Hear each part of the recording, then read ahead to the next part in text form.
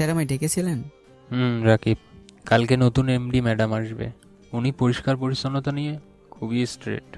আমাদের কোম্পানির যে অবস্থা, কোথায় কি পড়ে আছে তার কোনো ঠিক ঠিকানা নেই। বাইরের কথা বাদ দিলাম, কোম্পানির ভেতরে অনেক ময়লা আবর্জনা পড়ে আছে। ম্যাডাম এসে দেখলে কি ভাববে? আগের এমডি তো বসে বসে গিলতো, আর একটু কাজে ভুল পেলেই গালিগালাজ করতো। আপনি চিন্তা করবেন না স্যার, আমি বিষয়টা দেখছি।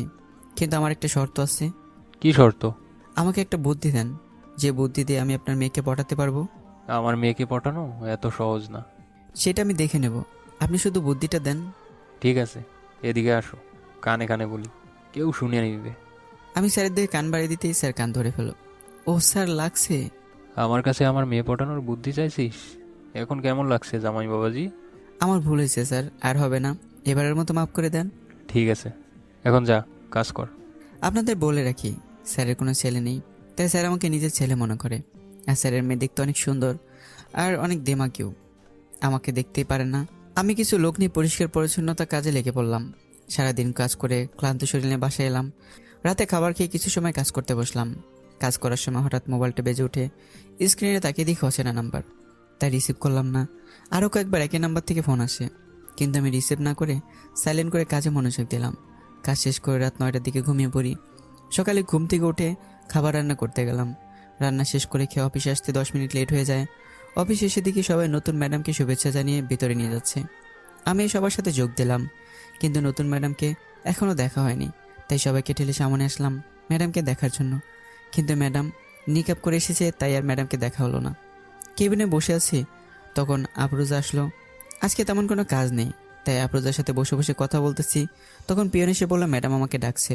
ম্যাডাম এসেই আপনাকে প্রথমে ডাক দিল।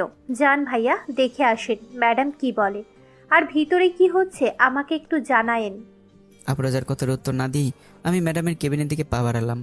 কেবিনের সামনে এসে নক করলাম। ম্যাডাম এসে দরজা খুলে দিল। ভিতরে আসেন। আমি ভিতরে গিয়ে একটা চেয়ার টেনে বসলাম। ম্যাডাম এসে আমার সামনে চেয়ারে বসে বলল, কেমন আছো? আমি ম্যাডামের কথা শুনে চমকে উঠলাম। ম্যাডাম আমার দিকে তাকিয়ে থেকেই মুখের নিকাব খুলে ফেলে। আমি ম্যাডামকে দেখে চেয়ার থেকে উঠে দাঁড়ালাম। তুমি এখানে কেন এসেছো? তোমাকে নিয়ে যেতে। আব্বা আম্মাকে আমি কথা দিয়েছি, একদিন তোমাকে তাদের কাছে ফিরিয়ে নিয়ে যাব। সেটা কোনোদিনই সম্ভব না। যদি অন্য কোনো কথা বলার থাকে তাহলে বলতে পারেন, না হলে আমি আসি। কথাটা বলেই তিশা ম্যাডামের কেবিন থেকে চলে আসলাম। কেবিনে বসে আছি, আবার পিয়ান এসে বলে গেল ম্যাডাম আমাকে ডেকেছে। আমি বিরক্ত ভাব নিয়ে ম্যাডামের কেবিনে নক না করে ঢুকলাম। ম্যাডাম আমার দিকে তাকিয়ে বলল, আমি কি তোমাকে যেতে বলেছি? না। তাহলে কেন চলে গেলে? সরি, কেন ডেকেছেন সেটা বলেন। তিশা চেয়ার থেকে উঠে এসে আমার সামনে এসে দাঁড়ায়। আমি নিচের দিকে তাকিয়ে আছি। হঠাৎ তিশা এমন একটা কাজ করবে আমি ভাবতে পারিনি। তিশা আমার সামনে এসে আমার দিকে তাকিয়ে আছে। হঠাৎ তিশা আমার পা জড়িয়ে ধরে কান্না করে দিল। আমাকে মাফ করে দাও আবির, আমি তোমার সাথে অনেক খারাপ ব্যবহার করেছি। মা আপনাকে অনেক আগেই করে দিয়েছি। আপনার উপর আমার কোনো রাগ নেই, কারণ আমি আপনাকে নিজের থেকে বেশি ভালোবাসতাম। কিন্তু আপনি দিনের পর দিন আমাকে কষ্ট দিয়েছেন, তবু আমি আপনার কাছেই পড়ে থাকতাম, কারণ আমি আপনাকে ভালোবাসতাম। কিন্তু আপনি কি করলেন? নিজের বয়ফ্রেন্ডের কথায় তাল মিলিয়ে আমাকে মেরে ফেলার প্ল্যান করলেন। সেদিন আপনার বান্ধবী মেলা যদি আমাকে আপনাদের প্ল্যানের সম্পর্কে না বলতো, আর আমি যদি বাড়ি থেকে পালিয়ে না আসতাম, তাহলে আপনারা আমাকে মেরে ফেলতেন। আমি অনেক বড় ভুল করে ফেলেছি, আমাকে মাফ করে দাও। কথা দিচ্ছি আমি আর কখনো তোমার সাথে খারাপ ব্যবহার করব না। তুমি যা বলবে আমি তাই করব। প্লিজ আমাকে আর একটা সুযোগ দাও ভুল শুধরানোর। কুকুরের লেজ কখনো সোজা হয় না। আপনাকে সুযোগ দিলে আপনি আবার আমাকে মেরে ফেলার চেষ্টা করবেন। আমি একই ভুল আবারও করতে চাই না। তিশাকে ধাক্কা দিয়ে পালিয়ে আমার কেবিনে চলে আসলাম। সারাদিন কাজ করে বাড়ি এসে রান্না বসালাম। খাবার খেয়ে রুমে বসে মামা মামির কথা ভাবছি। আজ কতদিন হলো মামা মামিকে দেখে না। মামা মামির কথা মনে পড়তে চোখ দিয়ে পানি চলে এলো। বাবা মা মারা যাওয়ার পর থেকে মামা মামি ছিল আমার একমাত্র আশ্রয় স্থান। মামার কোনো ছেলে ছিল না, তাই আমাকে পেয়ে মামি অনেক খুশি হয়, আমাকে ছেলের মতো আদর। কিন্তু তিশা, মানে মামাতো বোন, আমাকে একটু সহ্য করতে পারতো না। আমার সাথে অনেক খারাপ ব্যবহার করতো। কখনো কখনো আমাকে মেরে ঘরে আটকে রেখে চলে যেত। তো চলুন আপনাদেরকেও একটু ঘুরিয়ে নিয়ে আসি। এই আবির, আবির ওঠ, আর কত ঘুমাবি? হ্যাঁ আম্মু, আর একটু ঘুমিয়ে নেই। তুই ঘুমা, আমি তোর আব্বুর সাথে হাসপাতালে গেলাম, আমাদের আসতে দেরি হবে, তুই কিন্তু বাড়িতেই থাকবি। ঠিক আছে আম্মু। আম্মু চলে গেল। আমি এবার ঘুমের দেশে হারিয়ে গেলাম। সারাদিন মুক্ত পাখির মতো উড়ে বেড়ালাম। বিকেলে বাড়ি এসে দেখি বাড়ির বাইরে অনেক লোক ভিড় করে দাঁড়িয়েছে। আমি ভিড় ঠেলে ভিতরে গেলাম। সামনে তাকাতে আমার চোখ দিয়ে পানি চলে এলো। আমার আব্বু আম্মু রোড অ্যাক্সিডেন্টে মারা গেছে। আব্বু আম্মুর মাথার কাছে মামা মামি বসে আছে। আমি এক চিৎকার দিয়ে আব্বু আম্মুকে জোরে ধরে কান্না করে দিলাম। আজকে আমার আব্বু আম্মু কিতিম করে চলে গেল। দুপুরে আব্বু আম্মুকে খবর দিয়ে বাড়ি চলে আসলাম। রুমে এসে আব্বু আম্মুর ছবি বুকে জড়িয়ে কান্না করে দিলাম। সারাদিন কিছু না খাওয়াতে আমি জ্ঞান হারিয়ে বিছানায় পড়ে যাই। যখন জ্ঞান ফিরে তখন নিজেকে নতুন বিছানায় আবিষ্কার করলাম। হঠাৎ বাড়ির চেঁচামেচি শুনতে পেলাম। আমি বারান্দায় দাঁড়িয়ে দেখি মামার নানার মাঝে আমার আম্মুকে নিয়ে কথা কাটাকাটি চলছে। চলবে না বা কেন? আমার আম্মু তো বিয়ের রাতে আব্বুর হাত ধরে পালিয়ে গিয়েছিলেন। নানা বা এই বাড়ির মান সম্মানের কথা একবারের জন্য চিন্তা করেনি। সেখানে রাগারাগি করাটাই তো স্বাভাবিক। আমি বারান্দা থেকে রুমে চলে আসলাম। একটু আবার মামি এসে আমাকে খাবার খেয়ে দিয়ে চলে গেল। আমি ঘুমিয়ে গেলাম। মাঝরাতে ঘুম ভেঙে যায়। আমি ব্যাগ থেকে আব্বু আম্মুর ছবি বের করে ছবিতে হাত বুলিয়ে কান্না করে নিলাম। আমার কান্নার শব্দ শুনে পাশের রুম থেকে তিশা এসে আমার গালে ঠাস করে থাপ্পড় মেরে দিল। এই এতিমের বাচ্চা এতিম, তোর জন্য কি শান্তিতে ঘুমাতেও পারবো না? কেন যে আব্বুর এইসব রাস্তার ছেলেদের তুলে এনে বাড়িতে আশ্রয় দেয় আল্লাহ জানে। আবার যদি কান্না করেছিস তাহলে লাথি মেরে বাড়ি থেকে বের করে দিব। তিশা চলে গেলে আমি ফুপে ফুপে কান্না করতে লাগলাম। কান্না করতে করতে একসময় আব্বু আম্মুর ছবি বুকে নিয়ে ঘুমিয়ে গেলাম। সকালে ঘুম থেকে উঠে নিচে গেলাম নাস্তা করার জন্য। আমাকে দেখে তিশা রেগে বলল, এই ছোট লোকের বাচ্চা, তুই কোন সাহসে নিচে এসেছিস? যা উপরে যা। তিশা, দিন দিন তোমার সাহস বেড়ে যাচ্ছে। ভুলে যেও না, আবির তোমার ফুফাতো ভাই। ভদ্র ভাষায় আবিরের সাথে কথা বলবে। কার সাথে ভদ্র ভাষায় কথা বলতে বলছো তুমি? ওর মা তো তোমাদের মুখে চুনকালি মাখিয়ে ওই ছোট লোকের বাচ্চার সাথে পালিয়ে গেছিল। তারপরেও ওই ছোট লোকের বাচ্চার পক্ষ নিয়ে তুমি কথা বলবে? তোমার মন মানসিকতা এত নিচু, সেটা জানতাম না। বৌমা, তোমার এত বড় সাহস! তুমি তিশার গায়ে হাত তুলছো? তিশা কি ভুল বলছে? বাবা, আপনি এই কথা বলতে পারলেন? মৌমি আপনার মেয়ে হয়। মানলাম মৌমি একটা ভুল করে ফেলেছে। আপনি বাবা হয়ে পারেন না মৌমিকে ক্ষমা করে দিতে? না, পারি না। ওই মেয়ে আমার মান সম্মান সব মাটিতে মিশে দিয়েছে। ওই ছেলেটাকে হাত ধরে বাড়ি থেকে পালিয়ে গিয়েছিল। আমাদের কথা একবারের জন্য ভেবে দেখছে আমরা কিভাবে সমাজে মুখ দেখাবো? মানলাম মমি ভুল করেছে, কিন্তু তোমার কি মনে হয় না বাবা হিসাবে একবারের জন্য হলেও মমিকে দেখতে যাওয়া উচিত ছিল? কিন্তু তুমি সেই অভিমান নিয়েই বসে আছো। মমি পালিয়ে গেছে তোমার জন্য। সেদিন যদি তুমি মমির বিয়ে ঠিক করার আগে তার মতামত জেনে নিতে, তাহলে হয়তো আজকের দিনটা দেখতে হতো না। তোরা বলতে চাইছিস ভুলটা আমি করছি? হ্যাঁ, ভুলটা তোমারই। আর একটা কথা শুনে রাখো, তোমার আমি মিলে সিদ্ধান্ত নিয়েছি আবিরকে আমাদের সাথেই রাখবো। আমাদের কোনো ছেলে নেই, আজ থেকে আবিরই আমাদের ছেলে। খাবার টেবিল ছেড়ে মামা উঠে অফিসে চলে গেল। আমি এতক্ষণ সেখানে দাঁড়িয়েছিলাম। মামা চলে যাওয়ার পর আমি চলে আসি। বারান্দায় দাঁড়িয়ে ব্যস্ত শহরের দিকে তাকিয়ে আছি। হঠাৎ মামি এসে আমার কাঁধে হাত রাখে। এখানে দাঁড়িয়ে কি করছিস? তেমন কিছু না। নানার কথায় কষ্ট পেয়েছিস? কষ্ট পাবো কেন? নানা তো ঠিকই বলেছে। দেখি, আমার ছেলে তো অনেক বড় হয়ে গেছে। বড় আর কোথায় হলাম? আম্মু তো সবসময় খোকা বলেই ডাকতো। হয়েছে, আজ থেকে আমিও তোরে খোকা বলেই ডাকবো, ঠিক আছে? হ্যাঁ। হাঁ কর দেখি, আমি তোরে খাবার খাইয়ে দিই। একটু পর তোর মামা অফিস থেকে এসে তোরে নিয়ে কলেজে যাবে। কেন? কেন আবার? লেখাপড়া করা লাগবে না? আমরা যখন বুড়াবুড়ি হব তখন তো তোকেই অফিস দেখাশুনো করতে হবে। মামি খাবার খেয়ে চলে গেল। আমি রুমে বসে আব্বু আম্মুর সাথে কাটানো দিনগুলোর কথা মনে করছি। কত সুন্দর ছিল আমাদের দিনগুলো। আম্মু আমাকে প্রতিদিন খাবার খেয়ে দিত, পড়তে না বসলে বকা দিত। আমি আব্বুর কাছে বিচার দিতাম, আব্বু আম্মুকে বকা দিত। আর আমি দূরে দাঁড়িয়ে তাদের ঝগড়া দেখতাম। কত সুন্দর কাটছিল আমাদের দিনগুলো। হঠাৎ মামা এসে বিছানায় বসে বলল, আবির, তুই এখানে বসে আছিস? রেডি হয়ে নে, কলেজে যেতে হবে। আমি শার্ট প্যান্ট পরে মামার পিছনে হাঁটতে লাগলাম। নিচে নামতে মামি এসে বলল, কি রে, এভাবে কলেজে যাচ্ছিস নাকি তুই? হ্যাঁ। কেন, এভাবে কি হয়েছে? কি হয়েছে? এইদিকে তাকা, দেখ চুলের কি অবস্থা করেছিস। মনে হচ্ছে বাবুই পাখি এসে বাসা বেঁধেছিল। মামি মাথা চুল ঠিক করে দিল। আমি মামার সাথে গাড়ি থেকে বসলাম। একটু পর মামা একটা কলেজের সামনে গাড়ি থামালো। আমি গাড়ি থেকে নেমে সামনে তাকে দেখে তিশা আমার দিকে রাগি চোখে তাকিয়ে আছে। আমি তিশাকে দেখে ভয় পেয়ে মামার পিছনে চলে গেলাম। মামা আমাকে নিয়ে প্রিন্সিপালের রুমে গেল। প্রিন্সিপালের সাথে কথা বলে মামা গাড়ি নিয়ে অফিসে চলে গেল। প্রিন্সিপাল স্যার আমাকে ক্লাসে নিয়ে সবার সাথে পরিচয় করে দিল। স্যার চলে গেলে আমি পিছনের সিটে গিয়ে বসলাম। হাই, আমি আকাশ। হ্যাঁ, আমি আবির। ঘন্টা পড়তেই স্যার ক্লাস থেকে চলে গেল। আমি আর আকাশ কথা বলতেছি, হঠাৎ তিশা এসে আমার কলার ধরে। এই, তুই এই কলেজে ভর্তি হয়েছিস কেন? মামা আমাকে নিয়ে এসেছে এই কলেজে।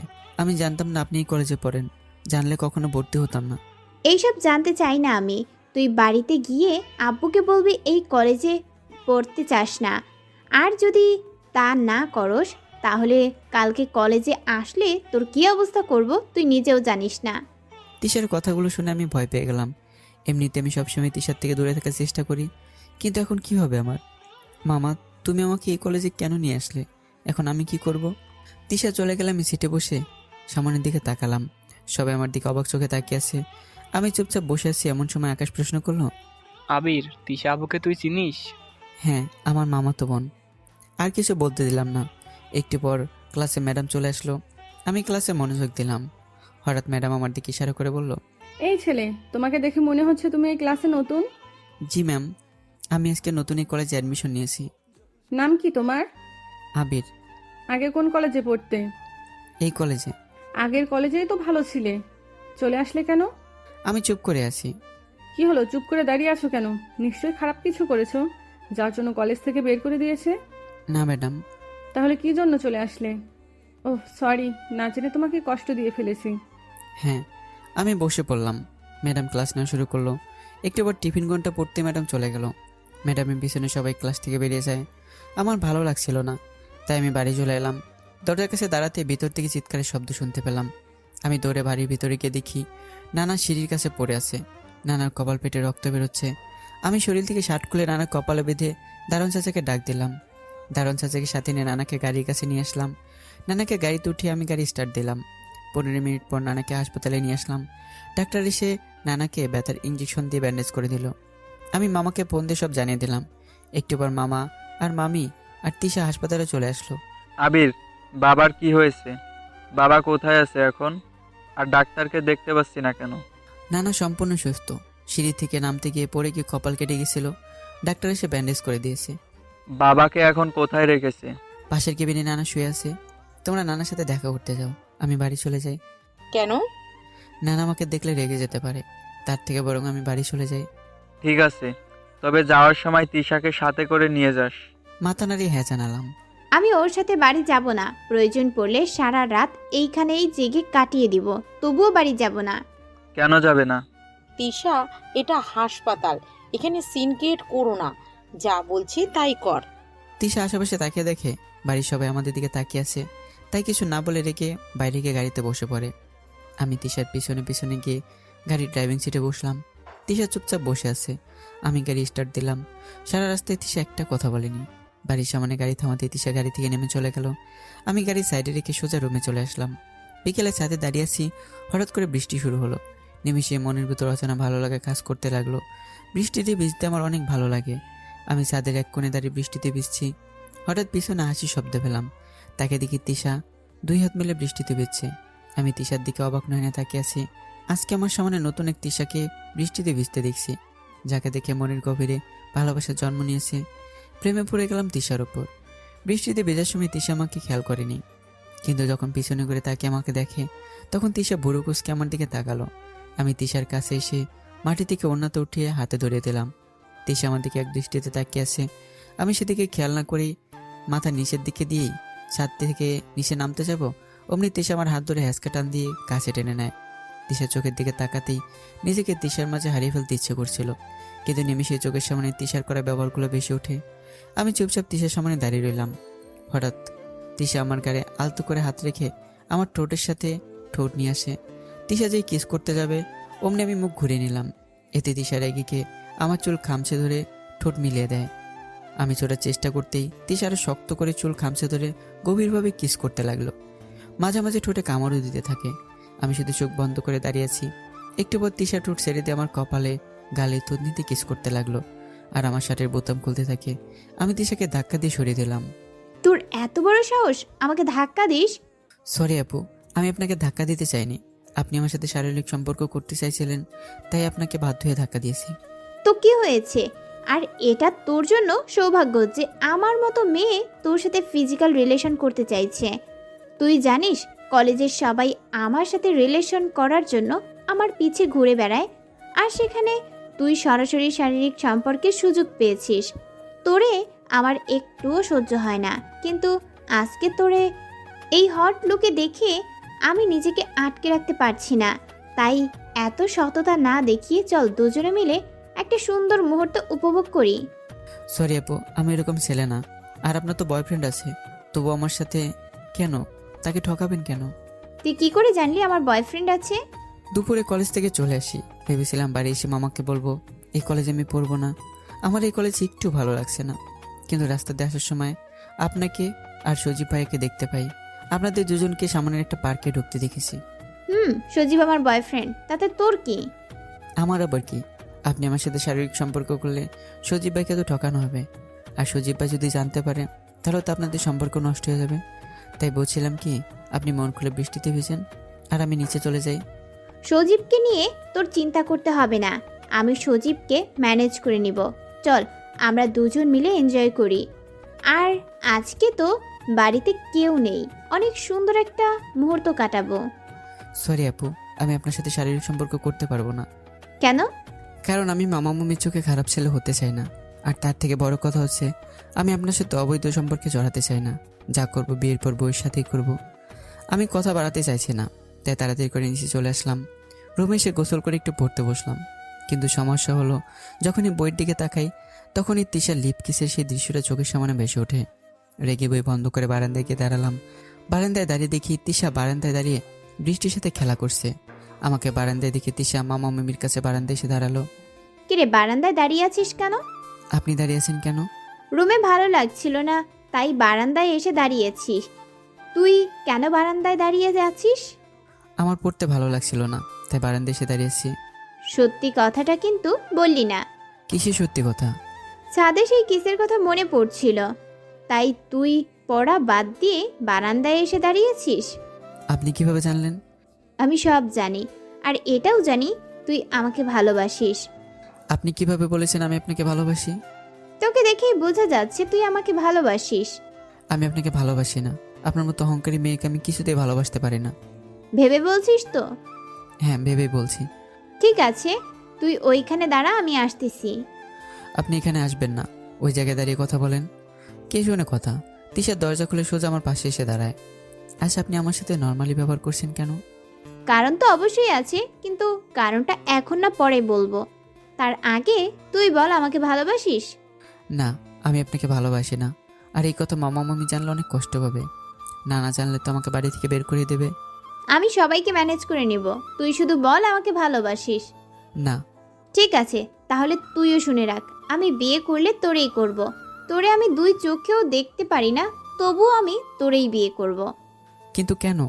কারণ ছাদে তোরে ওইভাবে হট লুকে দেখার পর থেকে আমার কিছুই ভালো লাগছে না, শুধু তোরে কাছে পেতে ইচ্ছা করছে। আজ পর্যন্ত অন্য কোনো ছেলেকে দেখে এতটাও ভালো লাগে নাই যতটা না তোরে ওইভাবে দেখে ভালো লেগেছে। শুধু মন চাইছে তোর মাঝে নিজেকে হারিয়ে ফেলি, কিন্তু তুই তো সাধু, বউ ছাড়া অন্য কোনো মেয়ের সাথে কিছুই করবি না, তাই বাধ্য হয়ে তোকে বিয়ে করতে হচ্ছে। আমাকে বিয়ে করলে সজীব ভাইয়ের কি হবে? উনি তো আপনাকে ভুল বুঝবে। তোরে তো আর সারা জীবনের জন্য বিয়ে করছি না, কিছুদিন তোর সাথে এনজয় করে ডিভোর্স দিয়ে সজীবকে বিয়ে করে নেব। আপনার কি মনে হয় সজীব ভাই তখন আপনাকে মেনে নেবে? অবশ্যই, আমরা দুইজন দুইজনকে অনেক ভালোবাসি। তিশার কথা শুনে অনেক হাসি পাচ্ছে, কিন্তু হাসি আটকে রাখলাম, কারণ তিশা আমার উপর রেগে যেতে পারে। রাতে খাবার খেয়ে রুমে বসে আছি, হঠাৎ তিশা দৌড়ে এসে আমাকে জড়িয়ে ধরে। আমি তিশাকে ধাক্কা দিয়ে দূরে গিয়ে বসলাম। তখন তিশা রেগে গিয়ে বলল, তুই আবার আমাকে ধাক্কা দিয়েছিস?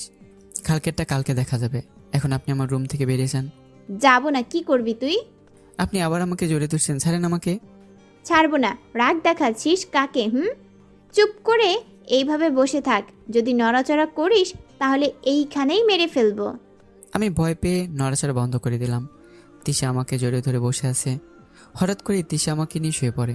আমি যে উঠতে যাব অমনি তিশা আমার বুকে মাথা রেখে শুয়ে পড়ে। আমি বললাম মহাবিপদে। এমন সময় দরজা কলিং বেল বেজে ওঠে। আমি তিশাকে উঠে দরজার কাছে দাঁড়িয়ে দেখি মামা মামি দুজনে মিলে নানাকে ধরে সোফায় নিয়ে বসালো। কে এসেছে? নানা। তিশা আমার কথা শুনে দৌড়ে রুম থেকে চলে গেল। আমি কিছুই বুঝলাম না এর আবার কি হলো। রুমে বসে আছি, একটু পর মামি এসে বলল। আবির, তোমাকে তোমার নানা ডাকছে। আমি অনেকটা অবাক হয়ে মামিকে বললাম, কেন? আমি কি করে জানবো কেন ডেকেছে? তাড়াতাড়ি নিচে আয়, না হলে রাগারাগি করতে পারে। মামি চলে গেল। আমি বসে ভাবছি নানার আবার কি হলো, হঠাৎ করে আমাকে ডাকছে কেন? আমাকে তো উনি সহ্যই করতে পারেন না, তাহলে কেন ডেকেছে? আবারও নিচে থেকে মামি ডাক দিল। আমি রুম থেকে বেরিয়ে নিচে চলে গেলাম। নানার সামনে মাথার নিচের দিকে দিয়ে তাকিয়ে আছি। দূরে দাঁড়িয়ে আছিস কেন? কাছে আয়। আমি নানার কাছে গিয়ে দাঁড়ালাম। নানা আমার দিকে তাকিয়ে বলল, হাসপাতাল থেকে চলে এসেছিলি কেন? আপনি তো আমাকে আপনার থেকে দূরে থাকতে বলেছেন। আমাকে দেখলে আপনি রেগে যান, তাই আমি আপনাকে হাসপাতালে রেখে বাড়ি চলে আসি। আমার কথা শুনে নানা কান্না করে আমাকে জড়িয়ে ধরে বলল, সরি নানা ভাই, আমি তোর সাথে অনেক খারাপ ব্যবহার করছি, আমাকে মাফ করে দিস। আমি নানাকে জড়িয়ে ধরলাম। আজকে আমি আবার নতুন একটা পরিবার পেলাম। নানার সাথে কিছু সময় কথা বলে রুমে চলে আসলাম। রুমে এসে দরজা লাগিয়ে পিছনে ঘুরে দেখি তিশা আমার পিছনে দাঁড়িয়ে আছে। আপনি আমার রুমে কখন আসলেন? তোর পিছনে পিছনে এসেছি। প্লিজ আপনি আমার রুম থেকে বেরিয়ে যান। যাব না। ঠিক আছে, তাহলে আপনিই থাকেন, আমি রুম থেকে চলে যাচ্ছি। আমি পিছনে করে হাঁটতে যাব, অমনি তিশা হাত ধরে ফেলে। আমি কান্না ভেজা কণ্ঠে বললাম, আপনি কেন আমার জীবনটা এভাবে নষ্ট করছেন? আমি আপনার কী ক্ষতি করেছি? কেন আপনি আমাকে এভাবে মিথ্যা ভালোবাসার মায়ে জড়াতে চাইছেন? আমি আপনার থেকে দূরে থাকতে চাই। তোর আবার কি হলো? এইভাবে কথা বলছিস কেন? আমি আপনাকে ভালোবাসি। আপনি হয় আমাকে সারা জীবনের জন্য আপনার করে নেন, না হয় আমাকে দূরে সরিয়ে দেন। আমি কিচ্ছু বলবো না, তবু আমাকে বিয়ে করে অন্য কারোর সাথে সম্পর্ক রাখবেন না। এটা আমি মেনে নিতে পারবো না। তোর মতো ছোট লোকের বাচ্চাকে আমি ভালোবাসবো ভাবলি কি করে? তুই আমার কাছে টিস্যুর মতো, দু একদিন ব্যবহার করে রাস্তায় ছেড়ে ফেলে দিব। তোর কি যোগ্যতা আছে আমাকে ভালোবাসার? থাকস তো আমার বাড়িতে, আবার বড় বড় কথা বলছিস। আপনি একদিন আমার জন্য অনেক কান্না করবেন, আমার পা ধরে মাপ চাইবেন, কিন্তু সেদিন আমি আপনাকে এভাবেই দূরে সরিয়ে দেব। তুই ভাবলি কি করে আমি তোর জন্য কান্না করব? এটা কোনো দিনই সম্ভব না। সম্ভব কি সম্ভব না সেটা সময় বলে দেবে। তবে একটা কথা শুনে রাখেন, সেদিন হয়তো আমি আপনাকে মাফ করে দিতে পারবো, কিন্তু একসাথে চলার পথে সঙ্গী হতে পারবো না। হয়তো নতুন কেউ চলে আসবে আমার জীবনে, যাকে নিয়ে নতুন করে পথ চলা শুরু করতে হবে। তোর এই ইচ্ছেটা ইচ্ছেই থেকে যাবে। আমি তোর কাছে কখনো মাপ চাইবো না, তুই দেখে নিস। তিশা চলে গেল। আমি তিশার দিকে তাকিয়ে একটা হাসি দিয়ে বিছানায় গিয়ে বসলাম। প্রচুর ঘুম পাচ্ছে, নিজেকে স্থির রাখতে পারছি না, তাই ঘুমিয়ে পড়লাম। সকালে ঘুম থেকে উঠে ফ্রেশ হতে গেলাম। ফ্রেশ হয়ে এসে কাঁধে ব্যাগ নিয়ে নিচে নেমে দেখি সবাই সোফায় বসে হাসাহাসি করছে। আমাকে নিচে নামতে দেখে মামি উঠে এসে আমার সামনে দাঁড়ায়। আবির, ব্যাগ কাঁধে নিয়ে কোথায় যাচ্ছিস? কলেজে যাচ্ছি। আজকে কলেজে যাওয়া লাগবে না। কেন? তিশা কিছু বলে নাই তোরে? কি বলবে? আজকে তোর আর তিশার বিয়ে। তিশা, তুই আবিরকে বলিস নাই কেন? আম্মু, আমি রাতে আবিরকে বলে এসেছি। কি রে আবির, বলছিস না কেন? তোর জন্য আম্মু আমাকে বকা দিচ্ছে। তিশা, আবিরকে সম্মান দিয়ে কথা বল। আবির এখন তোমার হবু বর। সরি আম্মু। আবির, আজকে তোমার কলেজে যাওয়া লাগবে না। তুমি আজকে বাড়িতে বসেই পড়াশোনা করে নাও, আর সন্ধ্যায় কাজে তোমাদের বিয়ে পড়াতে আসবে, মনে থাকে যেন। আম্মু, আবিরের সাথে আমার কিছু কথা আছে, আমি আবিরের সাথে রুমে গেলাম। ঠিক আছে। দেখিস বিয়ের আগে যেন বাসর না হয়ে যায়। দাদু। সবাই একসাথে হো হো করে এসে দিল। তিশা আমার বগলে নিয়ে হাত দিয়ে সিঁড়ি বেয়ে হেঁটে যাচ্ছে। আমি তিশার দিকে তাকিয়ে রইলাম। রুমে এসে তিশা আমাকে ধাক্কা দিয়ে দরজা বন্ধ করে দিল। আমি কিছুটা ভয় পেয়ে গেলাম। দরজা বন্ধ করে তিশা আমার দিকে এগিয়ে আসছে। তিশার এগিয়ে আসা দেখে আমি পিছনে যেতে লাগলাম। একসময় খাটের সাথে ধাক্কা খেয়ে বিছানার উপর পড়ে গেলাম। তিশা আমার কাছে এসে আমাকে ধাক্কা দিয়ে বিছানায় ফেলে দিয়ে আমার পাশে চোখ বন্ধ করে শুয়ে পড়ল। আমি তিশার দিকে তাকিয়ে আছি, কখন চোখ বন্ধ হয়ে গেছে মনে পড়ছে না। দুপুরে ঘুমতে করে দেখি তিশা আমার বুকের উপর হাত দিয়ে শুয়ে আছে। আমি তিশার হাত ছড়িয়ে বিছানা থেকে উঠে গেলাম। দুপুরে খাবার খাওয়ার জন্য নিচে গিয়ে দেখি সবাই বসে আড্ডা দিচ্ছে। আমি সবার সাথে কিছুক্ষণ আড্ডা দিয়ে খাবার খেতে গেলাম। খাবার খেয়ে রুমে বসে মোবাইলে গেম খেলতেছি। হঠাৎ মামি এসে আমার হাতে পাঞ্জাবি দিয়ে বলল, একটু পরে এই পাঞ্জাবি পরে নিচে আসবে। মামি তিশাকে ঘুম থেকে উঠিয়ে রুমে নিয়ে গেল। আমি মনে মনে ভাবছি বাসরাতে কী করবে আল্লাহ জানে। সারাদিন মরার মতো ঘুম পেরে উঠলো। ঘড়িতে তাকিয়ে দেখি 7টা বেজে গেছে। আমি উঠে পাঞ্জাবি পরে নিলাম। নিচে গিয়ে দেখি কাজে এসে বসে আছে। আমি গিয়ে সোফায় বসে পড়লাম। একটু পর তিশাকে এনে আমার পাশে বসিয়ে দিল।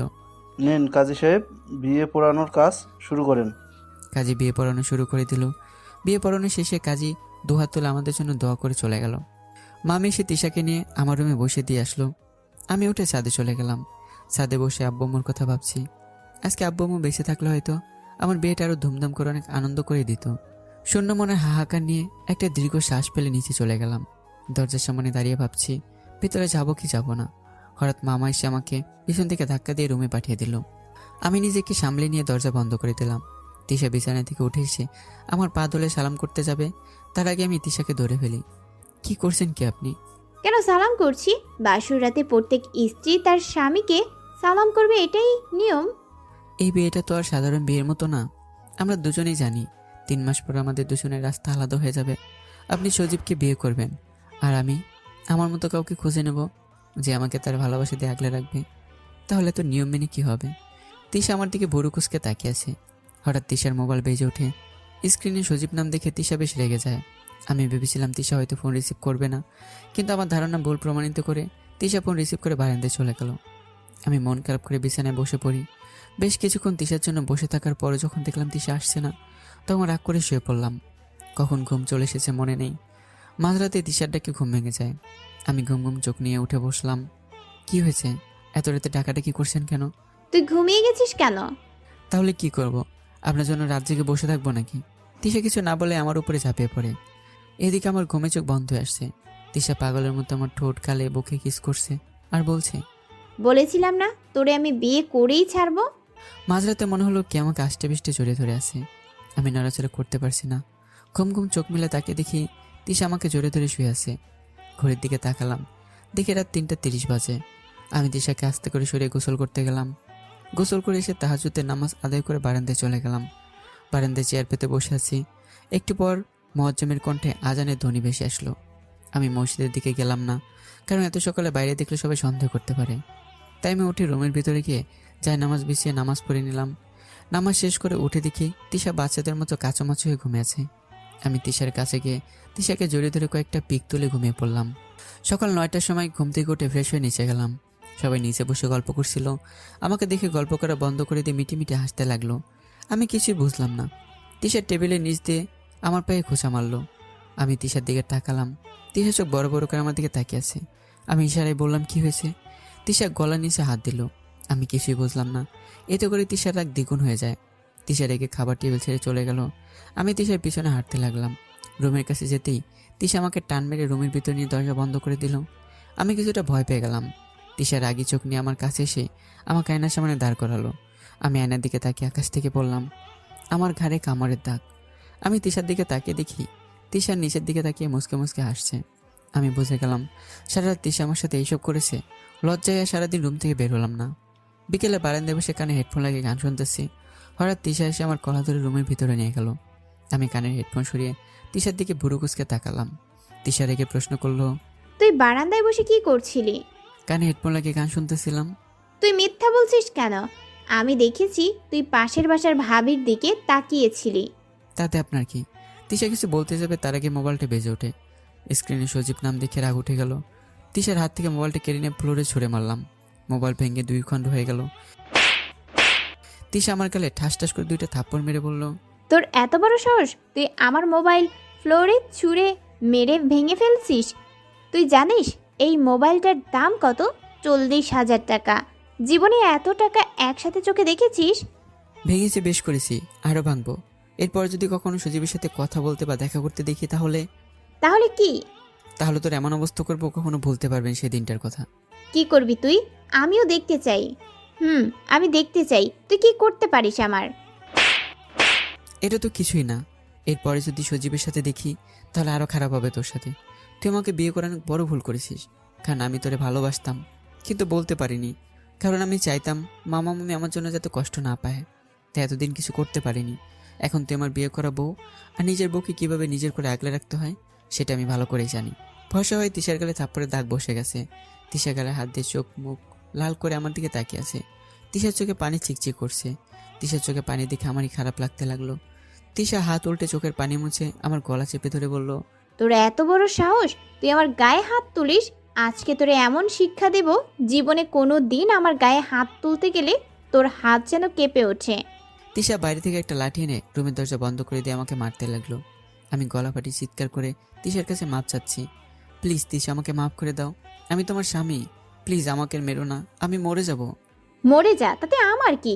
তুই মরে গেলে সব থেকে বেশি খুশি হব আমি, কারণ তুই আমার পথের কাঁটা। তুই মরে গেলে আমি সজীবকে নিজের করে পাবো, আর সেই সাথে এই সম্পত্তিও আমার থেকে যাবে। তিশা আরও জোরে জোরে আমাকে মারতে লাগলো। আমি ব্যথায় ছটফট করে তিশার পা জড়িয়ে ধরে মাপ চাইলাম, কিন্তু আমার উপর তিশার একটু দয়া হলো না। লাঠির আঘাত সহ্য করতে না পেরে একসময় আমি জ্ঞান হারিয়ে ফ্লোরে পড়ে যাই। তারপর কি হয়েছে মনে নেই। জ্ঞান ফিরে পেয়ে দেখি আমি হাসপাতালের বেডে শুয়ে আছি। আমার পাশে মামি কপালে হাত দিয়ে বসে আছে। আমাকে নড়াচড়া করতে দেখে মামি আমার দিকে তাকালো। আমার জ্ঞান ফিরেছে দেখে মামি কান্না করে দিল। মামির কান্নার শব্দ শুনে মামা আর নানা ভিতরে চলে আসে। নানা আমার পাশে বসে বলল, কেমন আছিস নানা ভাই? হ্যাঁ ভালো, তোমরা কেমন আছো? আমরাও ভালো আছি। কিছু টাকার জন্য তুই এত বড় রিস্ক নিতে গেলি কেন? ছিনতাইকারীদের টাকা দিয়ে দিতি। আমার কি টাকার অভাব আছে? আর 2 লাখ টাকা চলে গেলে কি এমন হতো? কিন্তু তুই সামান্য কিছু টাকার জন্য ছিনতাইকারীদের সাথে লড়াই করতে গেলি। একবারও ভেবে দেখেছিস তোর যদি কিছু হয়ে যেত তাহলে আমরা কাকে নিয়ে থাকতাম, আর তিশার কি হতো? আমি বুঝতে পারলাম তিশা সবাইকে উল্টাপাল্টা বুঝিয়েছে। পরের দিন বিকেলে হাসপাতাল থেকে চলে আসলাম। বাড়ি এসে দেখি তিশা জায়নামাজে বসে নামাজ পড়তেছে। এটা দেখে তো আমি অবাক হয়ে যাই। নামাজ পড়ে শেষ করে তিশা আমাকে নিয়ে ওপরে চলে আসে। আমি শুধু তিশার অভিনয়টা দেখে যাচ্ছি। সেদিন বাড়িতে কেউ ছিল না বলে আমাকে মারার সাহস পেয়েছিল, কিন্তু আজকে বাড়িতে সবাই আছে, তাই কিছু বলতে পারবে না। সারাদিন বিছানায় বসে ভালো লাগতেছিল না, তাই খুঁড়িয়ে খুঁড়িয়ে হেঁটে ছাদে গেলাম। ছাদে বসে ইউটিউবে কিছু ফানি ভিডিও দেখলাম। হঠাৎ ছাদে কারো আসার উপস্থিতি টের পেলাম। পিছনে করে তাকে দেখি মামা। মামা ছাদে আমাকে দেখে পাশে এসে বসে বলল, কেমন লাগছে এখন? হ্যাঁ ভালো। একটা সত্যি কথা বলবি? কি কথা? আমি জানি তোর এই অবস্থা তিশা করেছে। পুরুকুসকে মামার দিকে তাকিয়ে রইলাম। তুই তিশাকে কিছু বলিস নাই কেন? এমনি। এমনি নাকি তিশাকে ভালোবাসিস বলে তিশার সব অত্যাচার সহ্য করে যাচ্ছি? এবারও আমি মামার কথায় অবাক হয়ে মামার দিকে বুড়ুকুসকে তাকালাম। মামা আমার কাঁধে হাত রেখে বলল, তুই চিন্তা করিস না আবির, দেখবি একদিন ঠিকই তিশা তোর কাছে ফিরে আসবে। আমি মুচকি এসে বললাম, সেদিনের অপেক্ষায় বসে আছি, জানি না সেদিনটা কবে আসবে। মামা আর কিছু বলল না। আমরা দুজনে বসে আছি। হঠাৎ পিছন থেকে মামি বলল, আমি তোমাদের সারা বাড়ি খুঁজে বেড়াচ্ছিলাম, আর তোমরা দুজনে এখানে বসে গল্প করছো। আমি পিছনে ঘুরে দেখি মামি ছাদের দরজায় দাঁড়িয়ে আছে। আমি মামির দিকে তাকিয়ে বললাম, আমরা আবার কোথায় গল্প করতেছি? আমার সাথে মিথ্যা বলবি না, কি নিয়ে গল্প করতেছিস সেটা বল। তো তোমাকে নিয়ে। মামা বলতেছে তুমি নাকি বিয়ের আগে অনেক সুন্দরী ছিলে, এলাকার সব ছেলেরা তোমার পাগল ছিল, আর তুমি আমার মামাকে ভালোবাসতে, সবসময় মামাকে প্যারা দিতে, এটা করা যাবে না, ওটা করা যাবে না, ওখানে যাওয়া যাবে না, এসব কথা বলে মামাকে প্যারা দিতে। কিন্তু বিয়ের পর নাকি তুমি পাল্টে গেছো। এখন ভুল করে আর মামাকে শাসন করো না, প্যারা দাও না।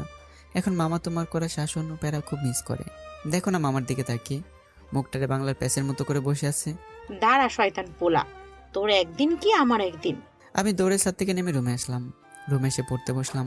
কিছুক্ষণ পরার পর আর ভাল লাগছিল না, তাই মোবাইলটা নিয়ে বসলাম। মোবাইল টিপতে টিপতে কখন রাত 9টা বেজে গেছে খেয়ালই নেই। আমি মোবাইল রেখে খাবার খাওয়ার জন্য বিছানা থেকে নামতেই মামি আমার রুমে খাবার নিয়ে ঢুকলো। আমি তো নিচেই যাচ্ছিলাম, তুমি কষ্ট করে খাবার কেন আনতে গেলে? এখনো তুই পুরোপুরি সুস্থ না, এই শরীর নিয়ে নিচে গিয়ে খাবার খাওয়া লাগবে না, আমি এসে তোরে খাবার খাইয়ে দিব। আমি মাথা নাড়িয়েই হ্যাঁ সূচক উত্তর জানালাম। মামি আমার পাশে বসে খাবার খেয়ে দিচ্ছে। আমি খাবার মুখে নিয়ে মামির দিকে তাকালাম। আমার মা আমাকে মুখে তুলে খাইয়ে দিত। মায়ের কথা মনে পড়তে চোখে পানি চলে আসলো। আমি হাতের উল্টো দিক দিয়ে চোখের পানি মুছে নিলাম। মামি আমাকে খাবার খেয়ে দিয়ে চলে গেল। মামি চলে যাওয়ার পর আবারও মোবাইল নিয়ে বসলাম। কখন চোখ লেগে গেছিল মনে নেই। সকালে ঘুম থেকে উঠে দেখি মোবাইল বন্ধ হয়ে আছে। আমি মোবাইল চার্জে বসে ফ্রেশ হতে গেলাম। ফ্রেশ হয়ে এসে দেখি মামি খাবার নিয়ে রুমে বসে আছে। তুমি আবার কখন আসলে? এই মাত্র আসলাম, হাঁ কর দেখি, তোকে খাবার খাইয়ে দিয়ে আমি আবার অফিসে যাব। কেন? সকালে তোর মামা না খেয়ে অফিসে চলে গেছে, তাই খাবার দিতে যাব। ও, তিশা কি কলেজে গেছে? অনেক আগে। আমি যাব না। না, আর কয়েকটা দিন রেস্ট কর, তারপর কলেজ যাবি। আচ্ছা। মামি খাবার প্লেট নিয়ে চলে গেল। আমি রুমে বসে থাকতে আমার ভালো লাগছিল না, তাই বারান্দায় গিয়ে বসলাম। বারান্দায় বসে বাড়ির সামনে রাস্তার দিকে তাকিয়ে আছি। হঠাৎ দেখি তিশা সজীবের বাইকের পিছনে বসে কোথায় যেন যাচ্ছে। আমার মাথায় আগুন ধরে গেল। আমি উঠে দাঁড়াতে ওরা চলে গেল। বিকেলে রুমে বসে তিশার জন্য অপেক্ষা করছি। এখন আমার রাগ একটু কমেনি। একটু পর তিশা রুমে আসলো। রুমে এসে ব্যাগ বিছানার উপর ছুঁড়ে ফেলে ফ্রেশ হতে চলে গেল। ফ্রেশ হয়ে বেরোতে আমি তিশার 2 বাহু শক্ত করে দেয়ালের সাথে চেপে ধরলাম। সকালে সজীবের সাথে কোথায় গেছিলি? তিশা আমার চোখের দিকে ভুরু কুঁচকে তাকালো। আমি আবারও বললাম, সকালে সজীবের সাথে কোথায় গেছিলে? রেস্টুরেন্টে গিয়েছিলাম কেন? ডেটিংয়ে। ছি, তো লজ্জা করে না স্বামী সামনে অন্য একটা ছেলেকে নিয়ে ডেটে যাওয়ার কথা বলতে? এই কদিন তুই আমাকে যতটা না কাঁদিয়েছিস তার থেকে দ্বিগুণ তুই আমাকে পাওয়ার জন্য কাঁদবি। কিন্তু সেদিন তোর চোখের পানির কোনো মূল্য আমার কাছে থাকবে না। তিশাকে ধাক্কা দিয়ে আমি রুম থেকে বেরিয়ে আসলাম। রাতে খাবার না খেয়েই সবাই ঘুমিয়ে পড়লাম। তিশা আমাকে একবারের জন্য ডাক দিয়ে বলেনি বিছানায় গিয়ে ঘুমাতে। আমি একটা দীর্ঘশ্বাস ফেলে ঘুমিয়ে পড়লাম। পরদিন সকালে ঘুম থেকে উঠে কলেজে গেলাম। কলেজ গেটের সামনে যেতে আকাশ আমার হাত ধরে টেনে নিয়ে একটা নির্জন জায়গায় নিয়ে গেল। আকাশকে দেখে বিচলিত কণ্ঠে বললাম, কি হয়েছে আকাশ? তুই এতদিন কলেজে আসবি না কেন? জানিস তোকে আমি আজ 2 দিন হলো পাগলের মতো খুঁজছি। কেন? তিশা আপু আর সজীব ভাই মিলে তোকে মেরে ফেলার প্ল্যান করছি।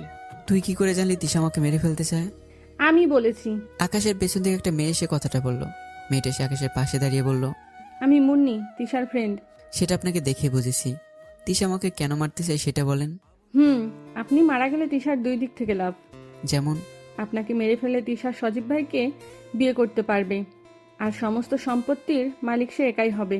ও, আপনাকে মারার আরেকটা কারণ আছে। কি কারণ? আপনার উপর প্রতিশোধ। এতদিন আপনি তিশাকে মেরেছেন, আঙ্কেল আন্টিকে দিয়ে মার খাইয়েছেন, তাই তিশা আপনার উপর প্রতিশোধ নিতে চায়। আকাশ আমার কাঁধে হাত রেখে বলল, আবির এখন তুই কি করবি? বুঝতে পারছি না এই মুহূর্তে আমার কি করা উচিত। আকাশ, আমাদের কাছে শুধু আজকের দিনটাই আছে, যা করার তাড়াতাড়ি করতে হবে। আকাশ মুন্নির দিকে তাকিয়ে বলল, কেন? কালকে তিশা ওনাকে নিয়ে কক্সবাজারে যাবে। কক্সবাজার যাওয়ার পথে তিশা আর সজীব মিলে ওনাকে মেরে ফেলবে। ওনাকে মেরে তিশা আর সজীব কক্সবাজারে গিয়ে পার্টি দিবে। সেখানে আমার ফ্রেন্ড সার্কেলের সবাই সেই পার্টিতে অ্যাটেন্ড থাকবে। তবে আমার মনে একটা প্রশ্ন ঘুরপাক খাচ্ছে। তুমি তো তিশার ফ্রেন্ড, তাহলে আমাকে হেল্প করছো কেন? কারণটা আপনার বন্ধু আকাশ। আমি আর আকাশ 3 মাস আগে পরিবারের কাউকে জানাই নাই, গোপনে ভালোবেসে বিয়ে করেছি। আমরা যে স্বামী স্ত্রী সেটা আমার বন্ধুরা কেউ জানে না। কিছুদিন আগে তৃষা আর সজীব আমাদের কাছে এসে বলল, দোস্ত, আমরা তো সেই ছোটবেলা থেকে একসাথে বড় হয়েছি, তাই না? আশিক রায়ানের দিকে তাকিয়ে বলল, হোম, একসাথে বড় হওয়া, খেলাধুলো, একই কলেজে পড়া, কত সুন্দর মুহূর্ত একসাথে কাটিয়েছি। একদিন সব ভুলে যাব। সত্যি রে, একদিন সব ভুলে যাব। আরে তোরা অতীত বাদ দিয়ে আমাদের কথাটা একটু শুনবি? এই তোরা চুপ কর তো একটু। সজীবকে উদ্দেশ্য করে তোরা বল, কি বলতে চাস? দোস্ত, আমি একটা বিপদে পড়েছি। এটা আবার নতুন কি? বল, কি বিপদ? দোস্ত, তোরা তো জানিস আমি সজীবকে ভালোবাসি আর সজীবকে পাওয়ার জন্য সব করতে পারি। তো এখানে বিপদের কি হলো? আঙ্কেল আন্টিকে বলে তোরা বিয়ে করে নে। এইখানেই তো সমস্যা। মানে? আমার ফুফাতো ভাই আবিরের সাথে জোর করে আমার বাবা বিয়ে দিয়েছে। আমি ওকে একটুও সহ্য করতে পারি না। প্লিজ এখন তোরাই বল আমি কি করব। আমি সজীবকে না পেলে মরে যাব। তোরা কি চাস তোদের চোখের সামনে আমি সুসাইড করি? আমরা তা চাই না, কিন্তু এখন আমরা কি করব? তোদের কিছুই করতে হবে না, তোরা শুধু আমাদেরকে একটু হেল্প করবি। ঠিক আছে, কিন্তু তোরা কি করতে চাইছিস একটু বলবি? তিশা আর আমি মিলে সিদ্ধান্ত নিয়েছি আবিরকে আমাদের রাস্তা থেকে সরিয়ে ফেলবো। মানে ঠিক বুঝলাম না। মানে আবিরকে আমরা প্ল্যান করে কক্সবাজারে নিয়ে যাব, আর যাওয়ার পথে রোড অ্যাক্সিডেন্টে আবিরকে মেরে ফেলবো। তারপর আমরা সবাই মিলে কক্সবাজার গিয়ে পার্টি করব। সেটা না হয় বুঝলাম, কিন্তু বাড়িতে যখন জানতে পারবে তখন কি হবে একবার ভেবে দেখেছিস? আরে সেইটা নিয়ে তোদের চিন্তা করতে হবে না, আমি আর তিশা মিলে সব সামলে নিব। এখন তোরা বল, এই প্ল্যানে আমাদের সাথে আছিস কিনা সেটা বল। সবাই চুপ করে বসে আছি। কিরে সবাই চুপ কেন? কিছু তো বল। বুঝেছি তোরা আমাদের হেল্প করবি না।